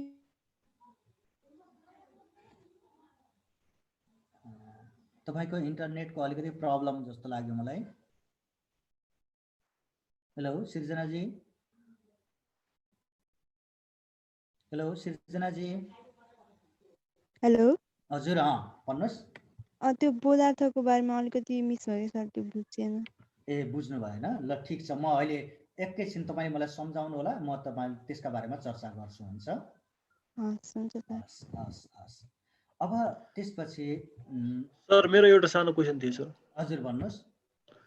सर यो व्यवहारिक लेखन लेख्दाखेरि टिप्पणी अथवा यो अरू नै व्यवहारिक लेखन लेख्दाखेरि पनि कहिलेकाहीँ हामीलाई थाहा नभएको विषयवस्तु आयो भने त्यसको प्रस्तुति कसरी दिने सर? कुनै जस्तो तथ्यहरू उपलब्ध गराउनु पर्ने ठाउँमा हामीलाई चाहिँ तथ्य थाहा भएन भने त्यसलाई कसरी प्रस्तुत गर्ने? यहाँ सुन्नुहोस् है, जस्तै यो व्यवहारिक लेखन अन्तर्गत चाहिँ तपाईँलाई के आउँछ त भन्दा यो ताकेता पत्र चाहिँ यो औपचारिक हो होइन। तपाईँलाई यसका सम्बन्धमा के गर्नुपर्छ त भन्दा कल्पना नै गर्ने हो क्या, कुरो बुझ्नुभयो कि होइन? तपाईँले काल्पनिक रूपमा यदि तथ्य छ भने त्यसलाई चाहिँ तथ्य हो जस्तो हुबहु नलेखिकन तथ्यपूर्ण ढङ्गबाट के गर्नुपर्छ, प्रस्तुत गर्ने काम चाहिँ गर्नुपर्छ। जस्तै यहाँ तपाईँलाई यहाँ दोस्रो नम्बर यहाँ मैले दिएको छु नि, यहाँ हेरिरहनु भएको छ, स्लाइड हेरिरहनु भएको छ? हजुर सर। हो, हेरिरहनु भएको छ भनेपछि अब यहाँ हेर्नुहोस् त, यो जुन ठाउँमा यो तथ्यहरू जुन छ नि, यहाँ उपरोक्त सम्बन्धमा गोदाम चौर क को जाहेरीले अब तपाईँ यहाँ के गर्न सक्नुहुन्छ, त्यही भएर अभ्यास चाहिँ 1-2 पटक गर्नै पर्छ क्या यस सन्दर्भमा। जस्तै अब कार्यालयले व्यक्तिलाई पठाउने अनि कार्यालयलाई पठाउने जुन ताकेता पत्र हो, त्यो ताकेता पत्रलाई चाहिँ 1-2 चोटि तपाईँले के गर्नु पर्दछ भने अभ्यास गरिदिनै पर्छ। यदि अभ्यास गरिदिनु भयो भने त्यहाँ प्रश्न अर्कै हुनसक्छ, क भएका ठाउँमा ख राख्न सक्नुहुन्छ, ख का ठाउँमा तपाईँ ग राख्न सक्नुहुन्छ, विषय मात्रै परिवर्तन गरिदिने हो। कुरो बुझ्नुभयो कि होइन? यस कारणले गर्दा विधि अथवा लेख्ने जुन शैली हो, यो शैली त सेम नै हो, यसमा कुनै पनि फरक छैन। हेर्नुहोस्, यस कारणले गर्दा तपाईँले यो तथ्यहरू जस्तै अब अर्को कुरो है, जस्तै यसै सन्दर्भमा व्यवहारिक लेखनमा यो निमन्त्रणा पत्र र त्यसपछि अर्को चाहिँ के छ त भन्दा विज्ञापन लेखन रहेको छ। अब यो निमन्त्रणा पत्र चाहिँ कस्तो त भन्दा व्यवहारिक, यसमा त तथ्य कुराहरू तपाईँलाई थाहा छँदै हुन्छ होइन। जस्तै अब प्रहरी सप्ताहका निम्ति सर्वसाधारणलाई जानकारी गराउने उद्देश्यले अथवा यो प्रहरी प्रधान कार्यालयका प्रमुखलाई होइन, प्रहरी प्रमुखलाई चाहिँ निमन्त्रणा गर्नका निम्ति तपाईँले जुन निमन्त्रणा पत्र तयार पार्नुहुन्छ भनेपछि विभिन्न तपाईँलाई त तथ्य त थाहा नै हुन्छ होइन। अनि जस्तै अब उद्घाटन कार्यक्रम हुनसक्छ, त्यो उद्घाटन कार्यक्रमका निम्ति कसैलाई तपाईँले निमन्त्रणा गर्नु पर्यो भनेदेखि तपाईँलाई ती तथ्यहरू सम्पूर्ण कुरा थाहा हुन्छ होइन। यति गतेका दिन यो मितिमा अनि यो स्थानमा अब प्रहरी कार्यालयको निर्माणका निम्ति उद्घाटन गर्नुपर्ने भएका कारणले गर्दा यहाँको उपस्थिति अनिवार्य रहेको जानकारी गराउँछ, अथवा उद्घाटन गरिदिनु हुनका निम्ति हार्दिक अनुरोध गर्दछु, अथवा प्रमुख आतिथ्यको भूमिका निर्वाह गरिदिनका निम्ति भनेर तपाईँले त्यसरी के गर्न सक्नुहुन्छ भने यो व्यवहारिक लेखन लेख्न सक्नुहुन्छ। तर यति कुरा बुझिदिनुहोस्, यो ताकेता पत्र चाहिँ के होइन, व्यवहारिक लेखन होइन है, प्लिज यसलाई चाहिँ यसरी बुझिदिनुहोस्। भन्नुहोस् त प्लिज, अर्को प्रश्न केही? अहिले कसले बोल्नु भएको थियो, अहिले कसले प्रश्न गर्नुभएको थियो, नाम भनिदिनुहोस् प्लिज। म योगेश कुमार सर। जस्तो प्रतिवेदन लेख्दाखेरि पनि जस्तो कुनै अब प्रधानमन्त्रीको कुनै कार्यक्रमको बारेमा प्रतिवेदन लेख भन्यो भने जस्तो लेख्दाखेरि हामीलाई त्यो कार्यक्रमको बारेमा थाहा भएन भने त्यसलाई कसरी लेख्ने भन्ने? प्रतिवेदन सम्झिनु होला है, जस्तै कार्यक्रमको बारेमा तपाईँलाई थाहा छैन, सम्झिनु होला है, तपाईँलाई प्रश्न दिएको हुन्छ नि त, कुरो बुझ्नु भएन? सभा समारोहमा के कुराहरू हुन्छन् त होइन, त्यो कुरालाई तपाईँले के गर्ने हो त भन्दा मनन गर्ने हो के। कुरो बुझ्नु भयो कि होइन? मनन गर्ने, तपाईँ प्रत्यक्षदर्शी त्यहाँ मानिलिनुहोस् कुनै एउटा उद्घाटन कार्यक्रम भइराखेको छ होइन, मानिलिनुहोस् एउटा महानगरीय प्रहरी वृत्तको उद्घाटन कार्यक्रम, कार्यालयको उद्घाटन कार्यक्रम भएको छ भने अब त्यो उद्घाटन कार्यक्रममा के भएको छ, के भएको थियो, के भइराखेको छ, कसले चाहिँ त्यहाँ प्रमुख आतिथ्य ग्रहण गरेका छन्, को उद्घाटनका निम्ति आएको छ भन्ने कुरा त्यो तपाईँले के गर्नुपर्छ, मनन गर्ने काम गर्नुपर्दछ। यो चाहिँ के त भन्दा काल्पनिक रूपमा तपाईँले प्रस्तुत गर्ने काम गर्नुपर्छ। अब त्यहाँनिर प्रहरी प्रमुख नै हुनुपर्छ भन्ने छैन। हेर्नुहोस् है, प्रहरी प्रमुख अहिले हाल जो भएको छ त्यही व्यक्ति हुनुपर्छ भन्ने पनि छैन। तपाईँले त्यसको नाम बिर्सिनु भएको छ भनेदेखि फलानुद्वारा भनेर पनि तपाईँ के गर्न सक्नुहुन्छ, राख्न सक्नुहुन्छ होइन। त्यस कारणले गर्दा यही कारणले गर्दा के गरिएको त भन्दा म तपाईँलाई फेरि म अगाडि बढ्दैछु यसै सन्दर्भमा प्लिज यो जुन प्रतिवेदनका सम्बन्धमा जस्तै यहाँ घटना केन्द्रित छ, फेरि म गएँ है, घटनासँग सम्बन्धित छ भने यहाँ यो कार्यक्रम सभा समारोह यो भ्रमण, हेलो कुँवरजी सुनिरहनु भएको छ है मलाई? हजुर सर। हजुर, यो कार्यक्रमसँग सम्बन्धित छ भने अब कुन कार्यक्रम हो, के उद्देश्यले कुन ठाउँमा भएको हैन, त्यो कुरालाई तपाईले के गर्नुस् त भन्दा परिचय खण्डमा राख्ने काम गर्नुस्। त्यसपछि विवरणमा चाहिँ के कुरा राख्नुस् त भन्दा के कुरा भयो त्यहाँनिर, अनि महत्त्वपूर्ण काम के भयो, कार्यक्रमको सञ्चालन कसले गरेको थियो, यो कुरालाई उल्लेख गर्नुस्। अनि त्यसपछि अब अन्त्यमा चाहिँ के गर्नुस् त भन्दा कार्यक्रमको उपलब्धि के भयो, कमजोरी छ भनेदेखि त्यसलाई सच्याउनका निम्ति के गर्नु, सुझाव दिने काम चाहिँ गर्नु होला। यो कुरो उल्लेख गरिदिनु भयो भनेदेखि कार्यक्रम सभा समारोह भ्रमण यिनीहरूका बारेमा तपाईले के गर्नुभयो त भन्दा प्रतिवेदन लेख्ने काम गर्नुभयो। अब समग्र रूपमा यति बुझ्नुस् है, प्रतिवेदन भनेको के त भन्दा म अझ तपाईलाई अगाडि बढेँ। हेर्नुस् यहाँ हेर्नुस् है, यो चाहिँ के त भन्दा प्रतिवेदन भनेको कुनै व्यक्ति वा संस्थालाई हेर्नुस् है घटना समस्या तथा कार्यक्रमका बारेमा दिइने जुन जानकारी जुन हो, त्यो जानकारी नै के हो त भन्दा प्रतिवेदन हो। सम्झिनु, यसकारणले गर्दा त्यहाँ भएका गतिविधि र क्रियाकलापहरूलाई हामीले के गर्नुपर्दछ, उल्लेख गर्ने काम चाहिँ गर्नुपर्दछ। यो चाहिँ स्वतः तपाईमा निर्भर हुने कुरा हो, तपाईको क्षमतामा निर्भर हुने कुरा हो, तपाईले कसरी प्रस्तुत गर्नुहुन्छ। अब यहाँ चाहिँ के त भन्दा छुटाउने नहुने कुरा चाहिँ के त भन्दा परिचय खण्डमा तपाईले कुन कार्यक्रम हो भनेर त्यो चाहिँ लेख्ने काम गर्नुपर्छ। अनि त्यसपछि के उद्देश्यले कहिले कुन ठाउँमा भएको यो कुरा चाहिँ छुटाउने हुँदैन। त्यसपछि के कुरा भयो र महत्त्वपूर्ण काम के भयो, कार्यक्रमको सञ्चालन कसले गरेको थियो, कार्यक्रमको अनि यो चाहिँ विवरणमा तपाईले उल्लेख गर्ने। त्यसपछि कार्यक्रमको उपलब्धि के भयो, कमजोरी भए भए त्यसलाई सच्याउनका निम्ति के गर्नुपर्छ, सुझाव दिने काम आफ्नो तर्फबाट आफ्नो कल्पना शक्तिले भ्याएसम्म तपाईले के गर्नुपर्दछ, प्रस्तुत गर्ने काम चाहिँ गर्नुपर्छ। यो तपाईमा निर्भर रहने कुरा हो। अब यसका बारेमा यो प्रतिवेदन लेखनको नमुना जुन छ त्यो नमुना चाहिँ म तपाईहरुलाई प्रस्तुत गर्छु, तपाईले धन्दा मान्नुपर्ने अवस्था नै हुँदैन। हेलो कुँवरजी। हजुर सर, सुन्दैछु सर। ठीक छ है, म तपाईले भन्न खोज्नुभयो एउटा नमुना दिनुभयो भए सजिलो हुन्थ्यो भन्ने सन्दर्भ होला। यसका बारेमा म अन्तिममा के गर्दछु, नमुना दिने काम गर्छु, धन्दा नमान्नुहोस्।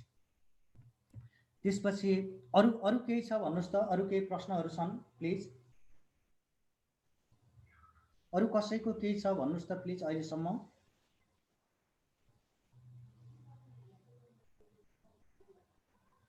हेलो सर, त्यो बोधार्थ भन्नुभएको बेलामा छुट्यो अलि। ल ठिक छ, म यसका बारेमा चर्चा गर्छु। यहाँ यसका यो यहाँ माउस देखिरहनु भएको छ, यहाँ के गर्नुहोस् भने नि यो ठाउँमा है म तपाईलाई म लेखेरै चर्चा गर्छु। यो ठाउँमा चाहिँ तपाईले के गर्नुहोस् भने बोधार्थ भनेर लेख्नु होला। अब यहाँ बोधार्थ लेखिसकेपछि हेर्नुहोस् है, यो ठाउँमा नम्बर 1 मा हेर्नुहोस् है, नम्बर 1 मा चाहिँ के गर्नुहोस् भने श्री ललितपुर जिल्ला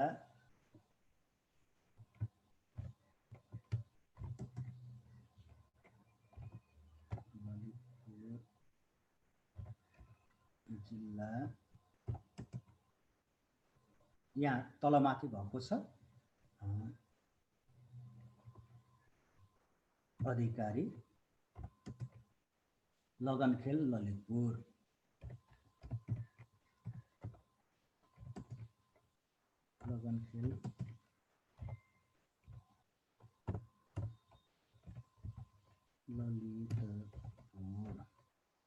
यसरी राख्नुस्।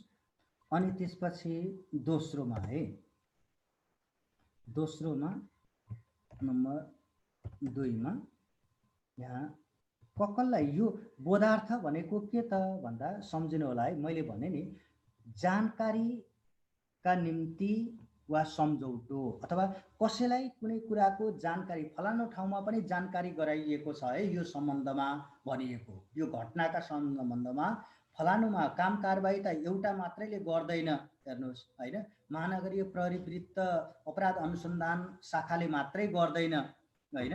अनि पहिले चाहिँ के गरिएको हुन्छ भने त्यसका बारेमा ललितपुर जिल्ला अधिकारी समक्ष पनि के गरिएको हुन्छ, पठाउने काम गरिएको हुन्छ, अन्य कार्यालयहरूमा पनि पठाइन्छ। अनि त्यसपछि जिल्ला विकास वकिलका कार्यालयमा पनि हुन्छ हैन। तिनलाई पनि यो कुराका बारेमा के गरिएको हुन्छ, जानकारी दिने काम चाहिँ गरिएको हुन्छ। त्यो चाहिँ के हो त भन्दा बोधार्थ भन्ने बुझिन्छ।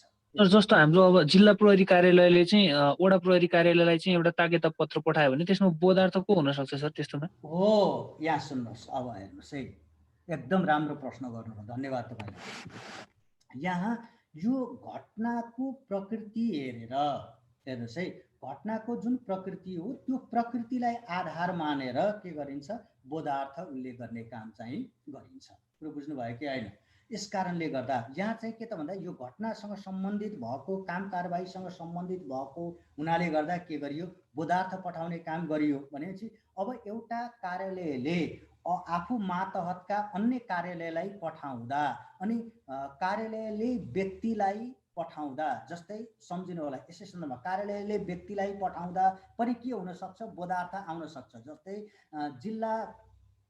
जिल्ला प्रहरी कार्यालयले, सम्झिनु होला है, जिल्ला प्रहरी कार्यालयले उसकै मातहतमा रहेको एकाइ अथवा क्षेत्रीय जुन कार्यालयहरू हुन्छन्, तल्ला तहका कार्यालय जुन हुन्छन् प्रहरी कार्यालय, ती कार्यालयहरूलाई पठाउँदा पनि के गर्न सकिन्छ त भन्दा बोधार्थ उल्लेख गर्न सकिन्छ।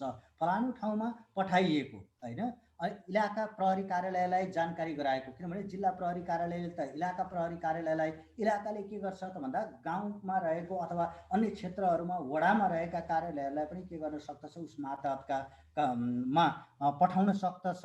भनेपछि त्यस्तो सन्दर्भमा पनि के गर्न सकिन्छ, बोधार्थ भनेर उल्लेख गर्न सकिन्छ। कुरो बुझ्नुभयो कि होइन?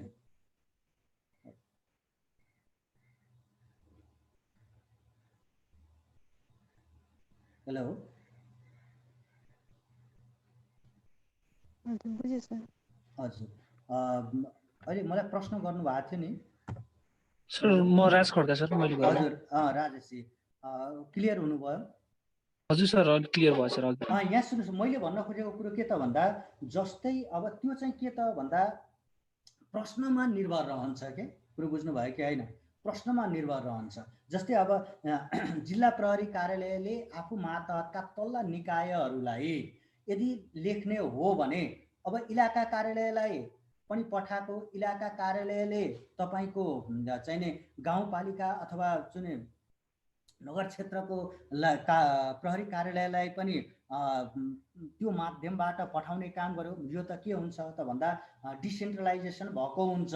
हेर्नुहोस्, तल्लोले त्योभन्दा माथिल्लो, त्योभन्दा त्यसभन्दा पनि अझ माथिल्लोलाई के गरेको हुन्छ, पठाउने काम गरेको हुन्छ। अथवा माथिल्लोले त्यो आफूभन्दा तल्लो अनि त्यो तल्लोभन्दा पनि अर्कोलाई पठाउने काम गरिएको हुन्छ। त्यस्तो किसिमको चाहिँ यो ट्री सिस्टम रहेको हुन्छ। यस कारणले गर्दा त्यसलाई चाहिँ के गर्नुपर्छ त भन्दा कुन अवस्थामा आवश्यक छ। अब जिल्ला प्रहरी कार्यालयले डाइरेक्ट के गर्न सक्छ त भन्दा तपाईँको व्यक्तिलाई पत्र लेख्ने काम त गर्दैन। जिल्ला प्रशासन कार्यालय, जिल्ला प्रहरी कार्यालयले के गर्छ त भन्दा यो क्षेत्रीय कार्यालयलाई अथवा इकाइ कार्यालयहरूलाई चाहिँ पठाउने काम गर्छन्। जुन शाखाहरू तपाईँहरूका हुन्छन्, प्रहरीको जुन संरचना छ त्यो संरचना अनुसार चाहिँ के गर्नुपर्दछ त भन्दा पठाउने काम गरिएको हुन्छ। यस कारणले गर्दा कुन अवस्थामा बोधार्थ रहेको छ त, विशेष गरिकन अपराधसँग सम्बन्धित जुन गतिविधि र क्रियाकलापहरू छन् त्यस सम्बन्धमा यदि तागेता पत्र पठाउनु पर्ने छ भने विशेष गरिकन यस्तो अवस्थामा चाहिँ के गर्नुस्, बोधार्थ उल्लेख गर्नुस्। होइन भनेदेखि के गर्नु पर्दैन, कार्यालयले डाइरेक्ट व्यक्तिलाई पठाउने हो भने होइन, अनुसन्धानका निम्ति पठाउने हो भनेदेखि, उपस्थितिका निम्ति पठाउने हो अनि अनुसन्धानका निम्ति पठाउने हो भनेदेखि के गरिरहनु पर्दैन त भन्दा यो बोधार्थ उल्लेख गर्नुपर्ने आवश्यकता छैन। यति बुझ्नु होला। ओके प्लिज, मैले अहिले यसलाई चाहिँ यतिमै इन्ड गरेँ है त। अब त्यसपछि म अर्कोमा गएँ।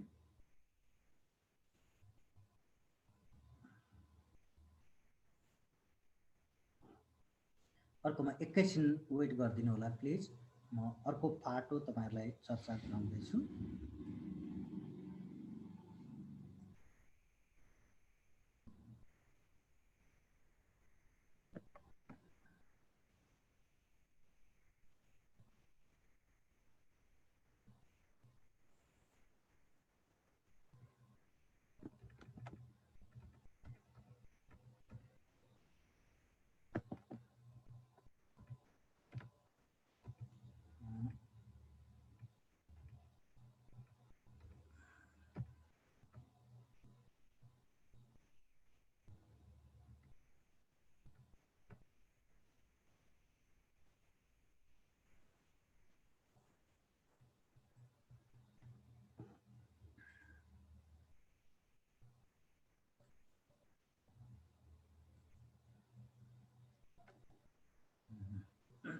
स्क्रिन सेयर भएको देखिरहनु भएको छ?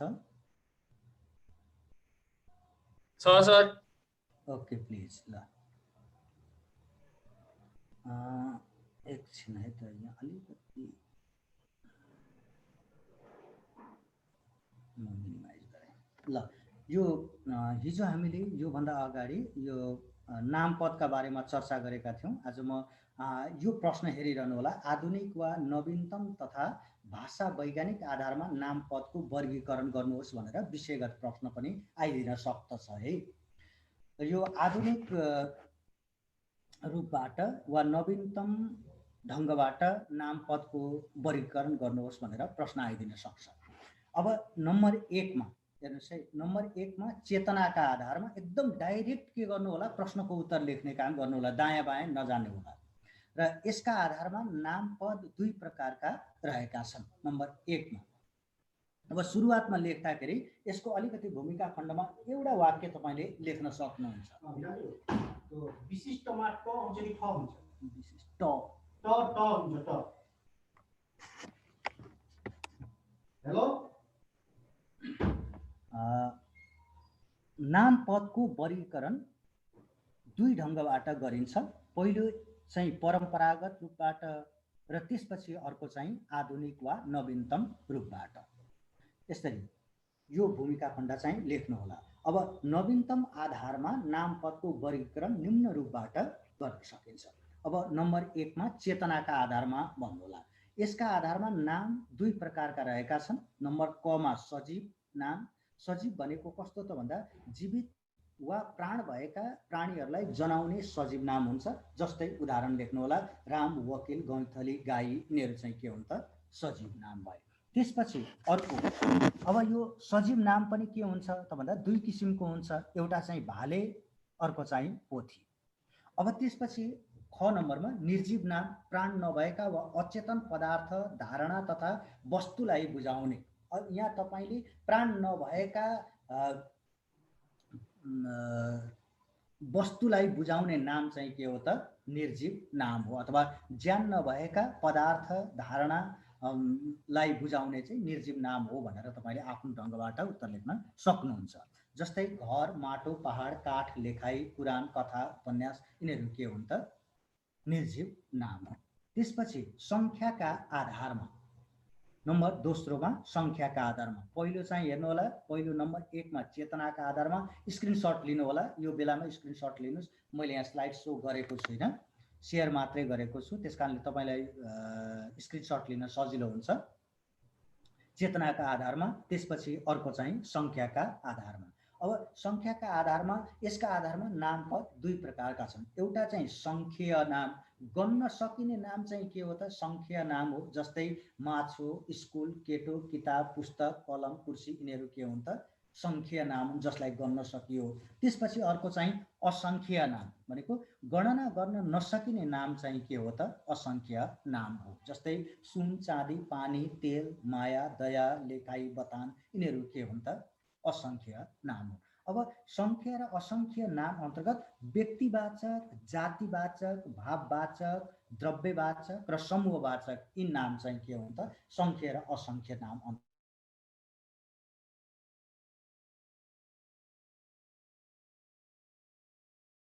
दोस्रोमा फेरि मैले गरेँ, पहिलोमा चेतनाका आधारमा, दोस्रोमा संख्याका आधारमा, तेस्रो चाहिँ प्राणी वर्गका आधारमा। यसका आधारमा पनि नाम के छन् 2 प्रकारका छन्। एउटा चाहिँ मानवीय नाम, नम्बर क मा हेर्नुस्, केवल मानव वर्गलाई मात्रै के गर्ने बुझाउने नाम चाहिँ के हो मानवीय नाम हो। जस्तै मान्छेका यहाँ काका, केटो, केटी, भरिया, छात्र, कवि, स्त्री, मित्र, पुरुष, कवयित्री, ढकाल्ने यिनीहरू चाहिँ के हुन् त मान्छेका नाम अथवा मानिसलाई बुझाउने। अब मानवेतर भनेको प्राणी जीव जन्तुहरू जुन छन् तिनलाई चाहिँ के भनिन्छ मानवेतर भन्छ, अथवा मान्छेदेखि बाहेकका जीव जन्तु वर्गलाई मात्र बुझाउने नाम चाहिँ के हो मानवेतर नाम हो। जस्तै हात्ती, घोडा, गैंडा, गाई, गोरु जति पनि छन् जीव जन्तुहरू तिनका उदाहरणहरू लेख्नु होला। त्यसपछि अर्को चाहिँ दृष्टिगोचरका आधारमा, नम्बर 4 पहिलो चेतनाका आधारमा, त्यसपछि भन्दै जानुस्। नम्बर 1 मा हेलो कुँवरजी भन्नुस् त सर। नम्बर 2 को एकचोटी देखाइदिनुस् न। ल ल ल सङ्ख्याका आधारमा सङ्ख्याको ओके प्लिज ल ठिक छ सिर्जनाजी बोल्नुभयो हो हजुर ओके नम्बर 1 मा फेरि दोहोऱ्याउँदैछु है तपाईँले लिनु भएको छैन भने कि फेरि स्क्रिनसट फेरि गर्नु होला मैले एकछिन समय दिएँ स्क्रिनसट भइसक्यो सर हजुर दोस्रो हेर्नुहोस् है दोस्रोमा सङ्ख्याका आधारमा तेस्रो प्राणी वर्गका आधारमा त्यसपछि अर्को चौथो दृष्टिगोचरका आधारमा हेर्दाखेरि हेरिने आधारमा है दृष्टिगोचरका आधारमा नाम दुई किसिमका छन् ती चाहिँ के त भन्दा एउटा मूर्त नाम रूप र आकार हुने अथवा गोचर स्पर्श अनि मापन गर्दा गर्न सकिने जुन नाम हो जसलाई हेर्न सकिन्छ अनि जसलाई आकार त्यसको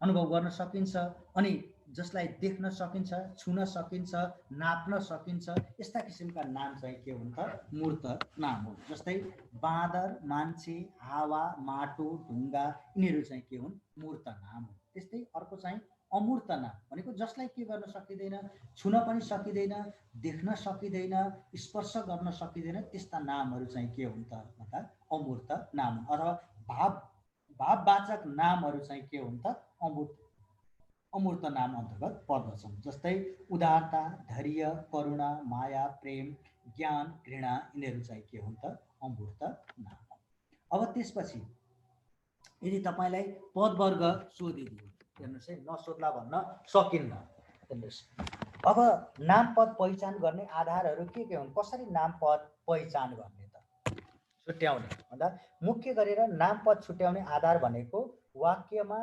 के को कहाँ भनेर यदि तपाईले प्रश्न गर्ने काम गर्नुभयो भने यो नै के हो त मुख्य विधि हो अब यसका अतिरिक्त अरू पनि केही नियमहरू छन् ती नियमहरूलाई अपनाउने काम गर्नुभयो भने तपाईले नाम पद पहिचान गर्न सक्नुहुन्छ जस्तै सम्पूर्ण कारकको भूमिकामा आउने चाहिँ के हुन्छ अथवा सर्वनामदेखि बाहेक ती सबै के भइदिन्छन् नाम पद हुन्छन् अब जस्तै आमाले रामलाई चम्चाले शिशीबाट कचौरामा घिउ दिनुभयो अब यहाँ जति पनि छन् हेर्नुहोस् है यहाँ आमाले नामपदका रूपमा रामलाई यो सम्प्रदान कारकमा रामलाई यो पनि नामपद चम्चाले चम्चा पनि नामपद शिशीबाट शिशी पनि नामपद कचौरा पनि नामपद घिउ पनि नामपद यो दिनुभयो चाहिँ क्रियापदका रूपमा रहेको छ त्यसपछि अर्को हेर्नुहोस् है त यहाँ ता प्रत्यय लागेका जति पनि शब्दहरू छन् ती सबै शब्दहरू के हुन्छन् नामपद हुन्छन् जस्तै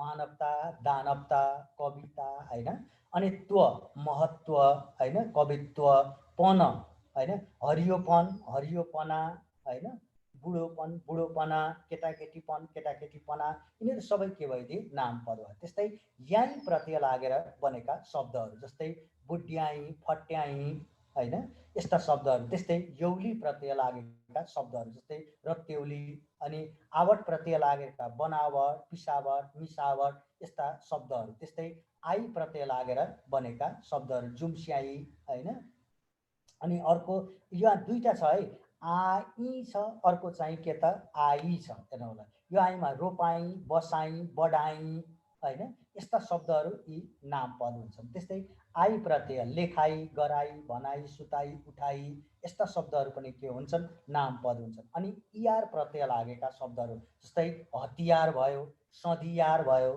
हैन अनि य प्रत्यय लागेका शब्दहरू जस्तै कौमार्य हैन सौन्दर्य कार्य है यस्ता शब्दहरू पनि के हुन्छन् नामपद हुन्छन् यसरी चाहिँ के गर्न सकिन्छ नामपद छुट्याउन सकिन्छ त्यस्तै गरिकन अर्को हेर्नुहोस् कर्ता वा कर्मको पूरकका रूपमा आउने पद पनि के हुन्छ नामपद हुन्छ जस्तै मैले कान्छोलाई ज्ञानी बनाए तिमी डाक्टर हौ यहाँ कान्छो ज्ञानी कर्मको पूरकका रूपमा छ र डाक्टर कर्ताको पूरकका रूपमा आएका छन् जुन चाहिँ के हो नामपद हो त्यस्तै हरू प्रत्यय लागेर आउने अथवा सर्वनामदेखि बाहेकका शब्दहरू नामपद हुन्छन् त्यस्तै विभक्ति लागेका र नाम योगी जोडिएका जति पनि पदहरू छन् ती पदहरू के भइदिन्छन् त भन्दा नामपद हुन्छ त्यसपछि अब यहाँ सर्वनाम पदका बारेमा यो तपाईहरुलाई सोधेको छैन जस्तो लाग्छ मलाई यहाँ दिएको छैन दिएको छ सर्वनाम पद नाम सर्वनाम विशेषण क्रियापद र निपात रहेको छ त्यसका बारेमा म चर्चा गर्दैछु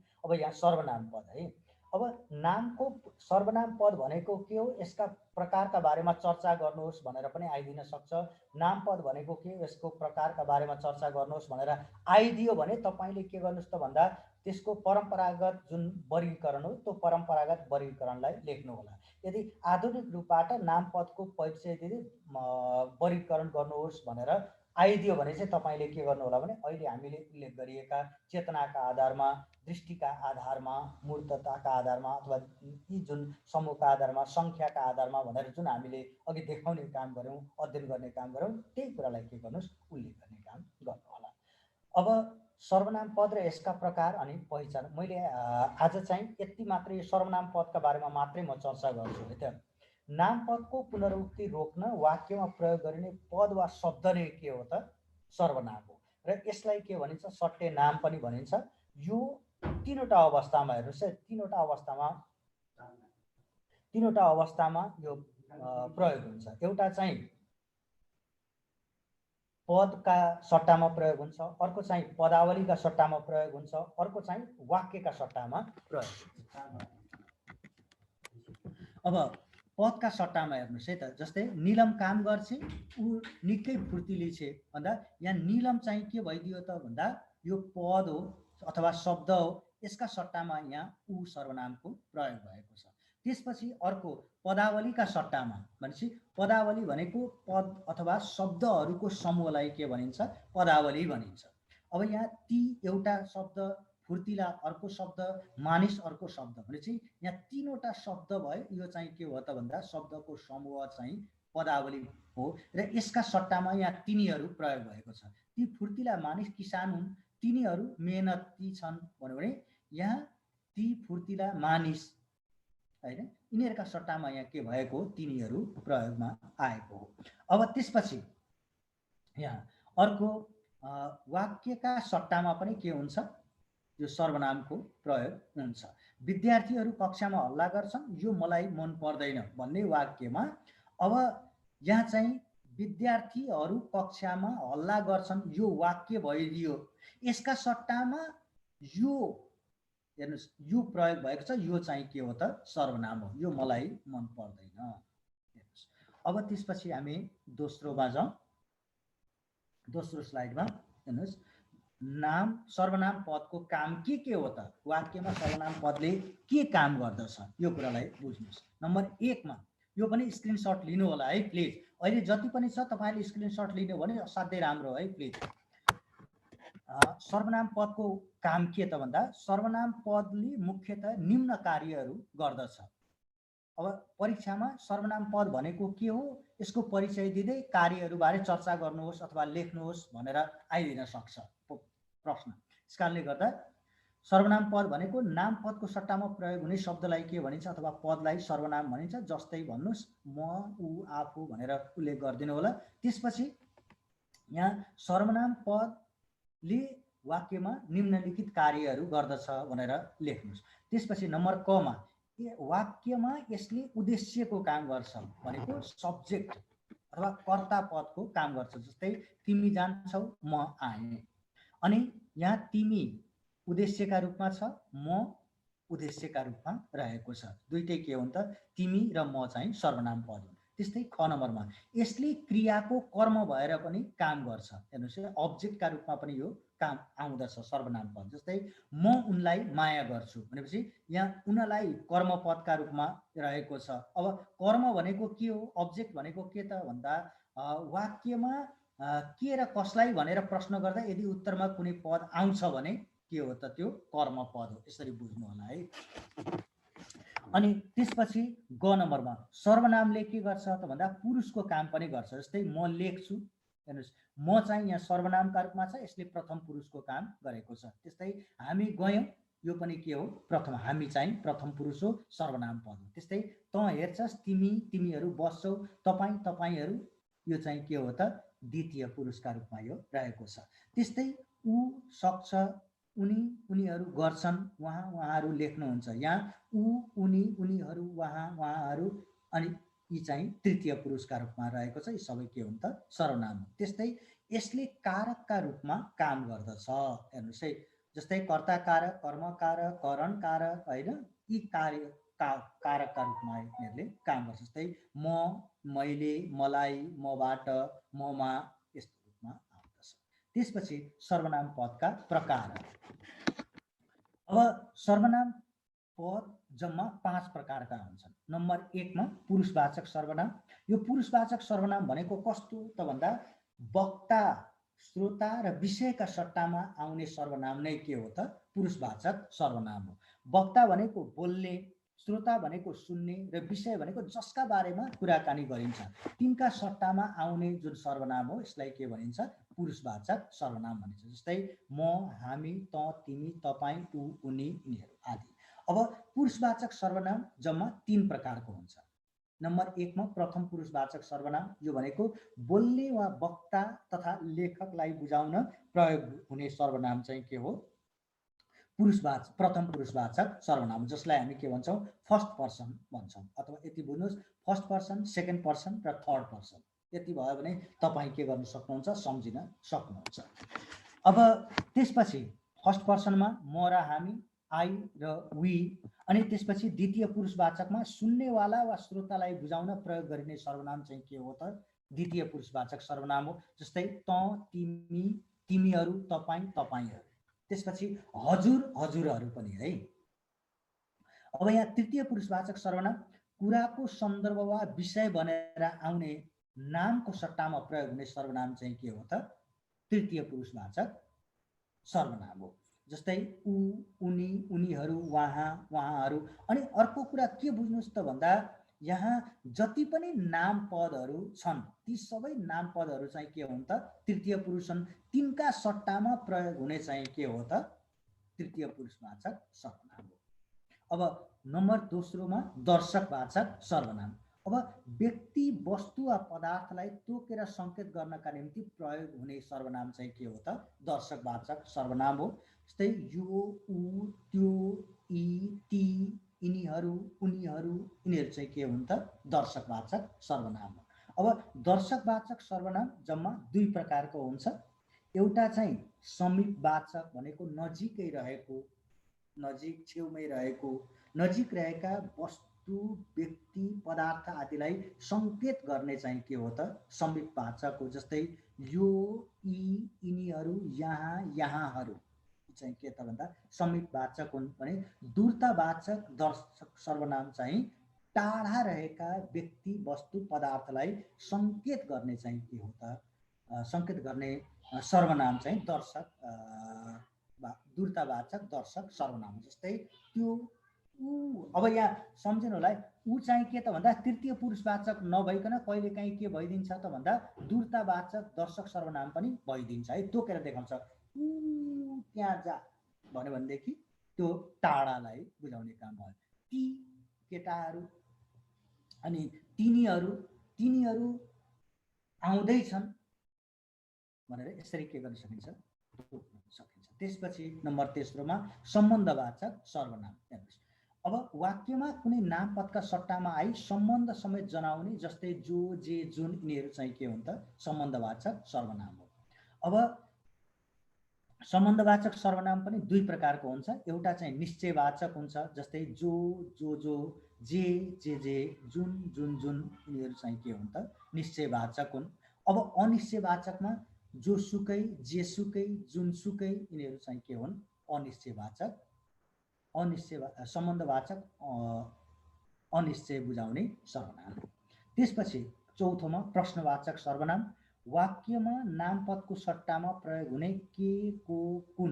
अङ्ग्रेजीमा चाहिँ के त भन्दा WH क्वेसन भनेर WH क्वेसनका निम्ति प्रयोग गरिने व्हाट, व्हेन, हु, वेयर भनेर जुन छ तिनीहरू नै के हुन् त भन्दा प्रश्नवाचक अथवा प्रश्नवाचक सर्वनाम हो।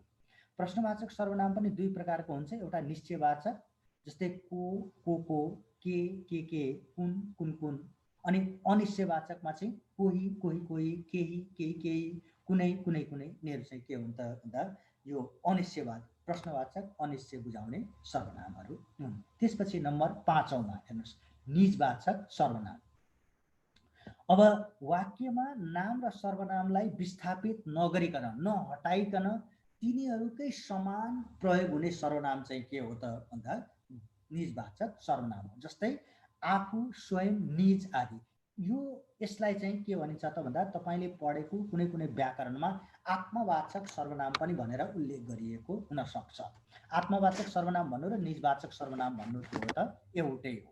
नम्बर क मा हेर्नुस् है त्यसको उदाहरणमा हामी आफै मामा घर जान्छौँ भन्दा अब यहाँ हामी सर्वनाम हो, यो सर्वनामलाई विस्थापित नगरिकन के गरियो त भन्दा निजवाचक सर्वनामका रूपमा आफै प्रयोग भएको छ। त्यस्तै तिमी स्वयं बकबक गर्छौ यस्ता वाक्यहरू पनि प्रयोग गरिन्छ भनेपछि तिमी सर्वनाम हो, द्वितीय पुरुषवाचक सर्वनाम, यसलाई विस्थापित नगरिकन त्यहाँ के गरियो स्वयं प्रयोग गर्ने काम भयो, यो निजवाचक सर्वनाम। त्यस्तै किसन निजले नै चोरी गरेको रहेछ भनेपछि यहाँ किसन नाम पद, नाम र सर्वनाम हो, सम्झिनु होला नाम पद हो, यसका सट्टामा उ प्रयोग गरिन्छ हैन। अनि अब यहाँ निज चाहिँ किसन नामलाई विस्थापित नगरिकन नै के गरिएको छ प्रयोगमा आउने काम भएको छ। यस कारणले गर्दा यो के हो त निजवाचक सर्वनाम हो। अब यसमा प्रश्न चाहिँ के हुन सक्छ त भन्दा सर्वनामका प्रकार उल्लेख गर्दै प्रत्येकको उदाहरण लेख्नुहोस् भनेर परीक्षामा आइदिन सक्दछ। यी नै कुराहरू हुन्। लगभग मैले आज यो निर्धारित समय मैले सकिसकेको छु। कसैलाई केही प्रश्नहरू छन् भन्नुहोस् त प्लिज।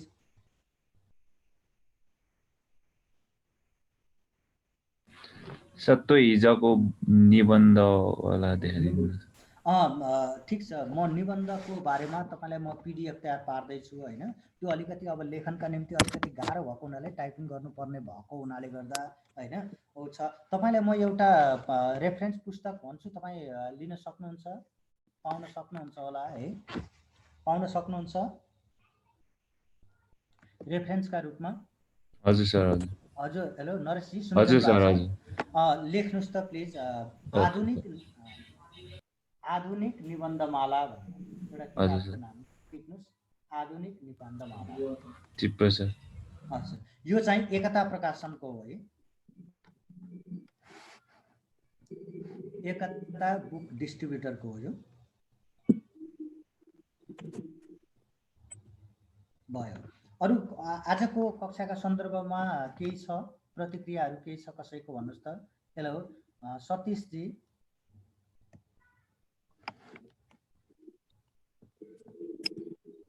हजुर सर। केही छ प्रतिक्रिया, केही छ भन्नुहोस्। छैन सर, सबै ठिक छ। ठिक छ सर। ल ठिक छ, आजलाई मैले निर्धारित समय सकेँ। Hello Rajendra sir. सर मेरो एउटा प्रश्न थियो सर। हजुर भन्नुहोस् त प्लिज सौगातजी। सर यो खास हामीले सैद्धान्तिक कुरा नि पढ्यौँ, अनि त्यसबाट चाहिँ सैद्धान्तिक प्रश्न नै आउँछ कि त्यो व्याकरणको हामीले मिलाउने मात्र आउँछ सर, कस्तो हुन्छ सर? होइन, तपाईँले अब्जेक्टिभ टाइपको भन्नुभयो होला हो। हजुर सर हजुर। एकदमै तपाईँलाई म एकैछिन ल, तपाईँले प्रश्न, यसको मतलब तपाईँले प्रश्न हेर्नु भएको छैन, नमुना प्रश्न हो। नमुना प्रश्न सर त्यो रेफरेन्स बुकमा थिएन सर, मैले हेरेको, अनि अरूबाट अब पाएकै छैन सर। ए ल ठिक छ, तपाईँलाई म एकैछिन ल, एकैछिन प्लिज 2 मिनटको समय। यहाँ राजेन्द्र सर आइसक्नु भएको छैन, म एकैछिन तपाईँलाई वेट गराउँछु है त ल। हजुर सर। एकैछिन वेट गर्नुहोस् त प्लिज।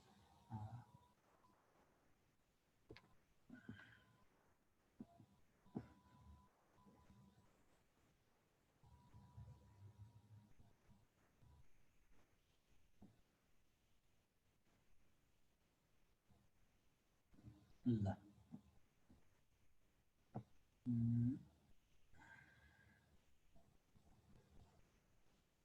ल स्क्रिन सेयर भएको छ? भएको छ सर। भएको छ, देखिरहनु भएको छ कि अलिकति जुम गर्नुहुन्छ सर? जुम गरौँ, तपाईँले जुम गरेर हेर्न सक्नुहुन्छ है, यहाँ काटिराखेको छ त्यो भएको हुनाले। हेर्नुहोस् त, लोकतन्त्र र नागरिक दायित्व अथवा देश विकासमा नेपाली सेनाको भूमिका, सम्झिनु होला है, नेपाली सेना अथवा नेपाल प्रहरीको भूमिका शीर्षकमा एउटा निबन्ध लेख्नुहोस् भनेर आइदिन सक्छ है, कुरो बुझ्नुभयो। त्यसपछि स्थानीय तहको निर्वाचनमा जनसहभागिता सम्बन्धी एक प्रतिवेदन तयार पार्नुहोस्। त्यसपछि ग 3 नम्बरमा कुनै विद्यालयले आफ्नो वार्षिक उत्सव समारोहमा अभिभावकहरूलाई सहभागी हुन पठाउने निमन्त्रणा पत्र तयार पार्नुहोस् भनेर यहाँ प्रतिवेदन सोधेन है, ताकेता पत्र पनि सोधेन। हेर्नुहोस् अब त्यसपछि अर्को हेर्नुहोस्, नेपाल प्रहरीले आफ्नो संस्थामा रिक्त प्रहरी निरीक्षक पदको पदपूर्ति सम्बन्धी विज्ञापनको ढाँचा तयार पार्नुहोस्। यो बाँकी नै छ, म तपाईँलाई यही नै प्रश्नलाई आधार मानेर नमुना पनि तयार पार्छु। त्यस्तै अर्कोमा हेर्नुहोस्, उपसर्ग प्रत्ययमा इत इक प्रत्यय भएको एक एकवटा शब्द निर्माण गर्दै ती शब्दहरूलाई वाक्यमा प्रयोग गर्नुहोस् भनेर आउँछ। त्यस्तै हिजो पुस्तकालयमा पढेको आज हराएछ भन्ने सरल वाक्यलाई मिश्र वाक्यमा परिवर्तन गर्नुहोस्। खुब पढियो वाक्यलाई वाच्यमा परिवर्तन गर्नुहोस्।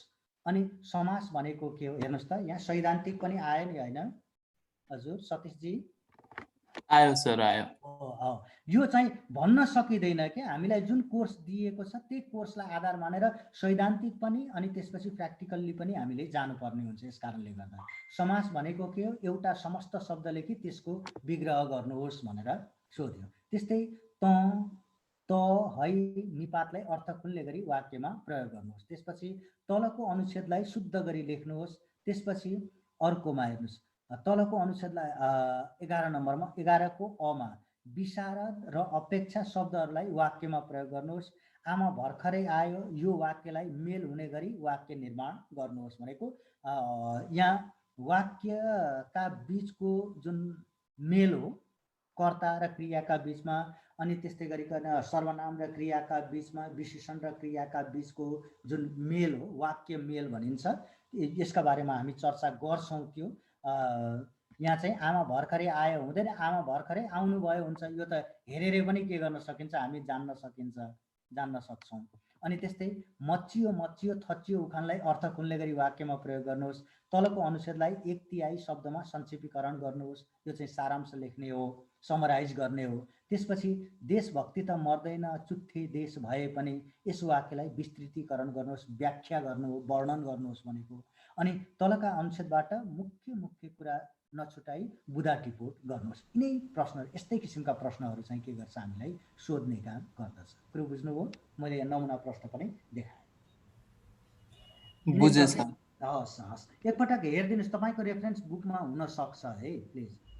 सर मैले लिएकोमा त्यसमा रहन्छ सर, त्यही भएर चाहिँ हस् तपाईले लगभग पाइँदैनन् पनि हैन, त्यो कारणले गर्दाखेरि। अनि मैले सर त्यो छुट्टै मोडल क्वेसनको कलेक्सन भएको पाइन्छ कि भनेर सोधेको थिएँ, अनि कतै पनि पाइएन मैले खोजेको। हजुरलाई थाहा छ भने एउटा सजेस्ट गरिदिनु न। हाम्रो डिफेन्स क्यारियरले पनि निकालेको छ त्यो बुक हैन, त्यहाँ सम्पर्क गरेर तपाईँ लिन सक्नुहुन्छ। यहाँ सर यहाँ हेरिरहनु भएको छ, सरसँग सम्पर्क गर्नुभयो भने हुन्छ। हजुर हुन्छ सर। हुन्छ। हेलो सर, राजेन्द्र सर त हुनुहुन्न होला है सर? सर नमस्कार, हजुर म जनक साउद। ए जनकजी, मलाई ल मैले जुङ्गा पाल्नु भएको हुनाले गर्दा जनकजी मैले चिन्न अलि सकिनँ है तपाईँलाई। ल ठिक छ जनकजी, हाम्रो जनकजीलाई सम्पर्क गर्नुभयो भने पनि त्यो बुक उपलब्ध हुनसक्छ, अथवा उहाँले फोटो खिचेर भए पनि तपाईँलाई उपलब्ध गराइदिनु सक्नुहुन्छ। त्यो चाहिँ काम जनकजीलाई मैले जिम्मा दिएको छु है जनकजी। ल हुन्छ सर। त्यो हाम्रो यो प्रहरी निरीक्षकको क्वेसन छ भने बरु मलाई पनि 2-4 वटा फरवर्ड गरिदिनु होला। मेरो जिमेल एड्रेस थाहा छँदैछ तपाईँलाई, म्यासेन्जर पनि थाहा छँदैछ हैन, तपाईँ त्यो गरिदिन सक्नुहुन्छ। ल अब जनकजी अरू केही कक्षा छ अब यसपछि? हजुर क्लास रहेछ सर। हजुर तपाईँको मेसेज आइसक्यो सर, वेटिङमा छु। ल ठिक छ, हस् मैले अहिलेलाई यही शुभ सन्ध्या भने है त सबैलाई। ल सर। हस् सबैलाई धन्यवाद है।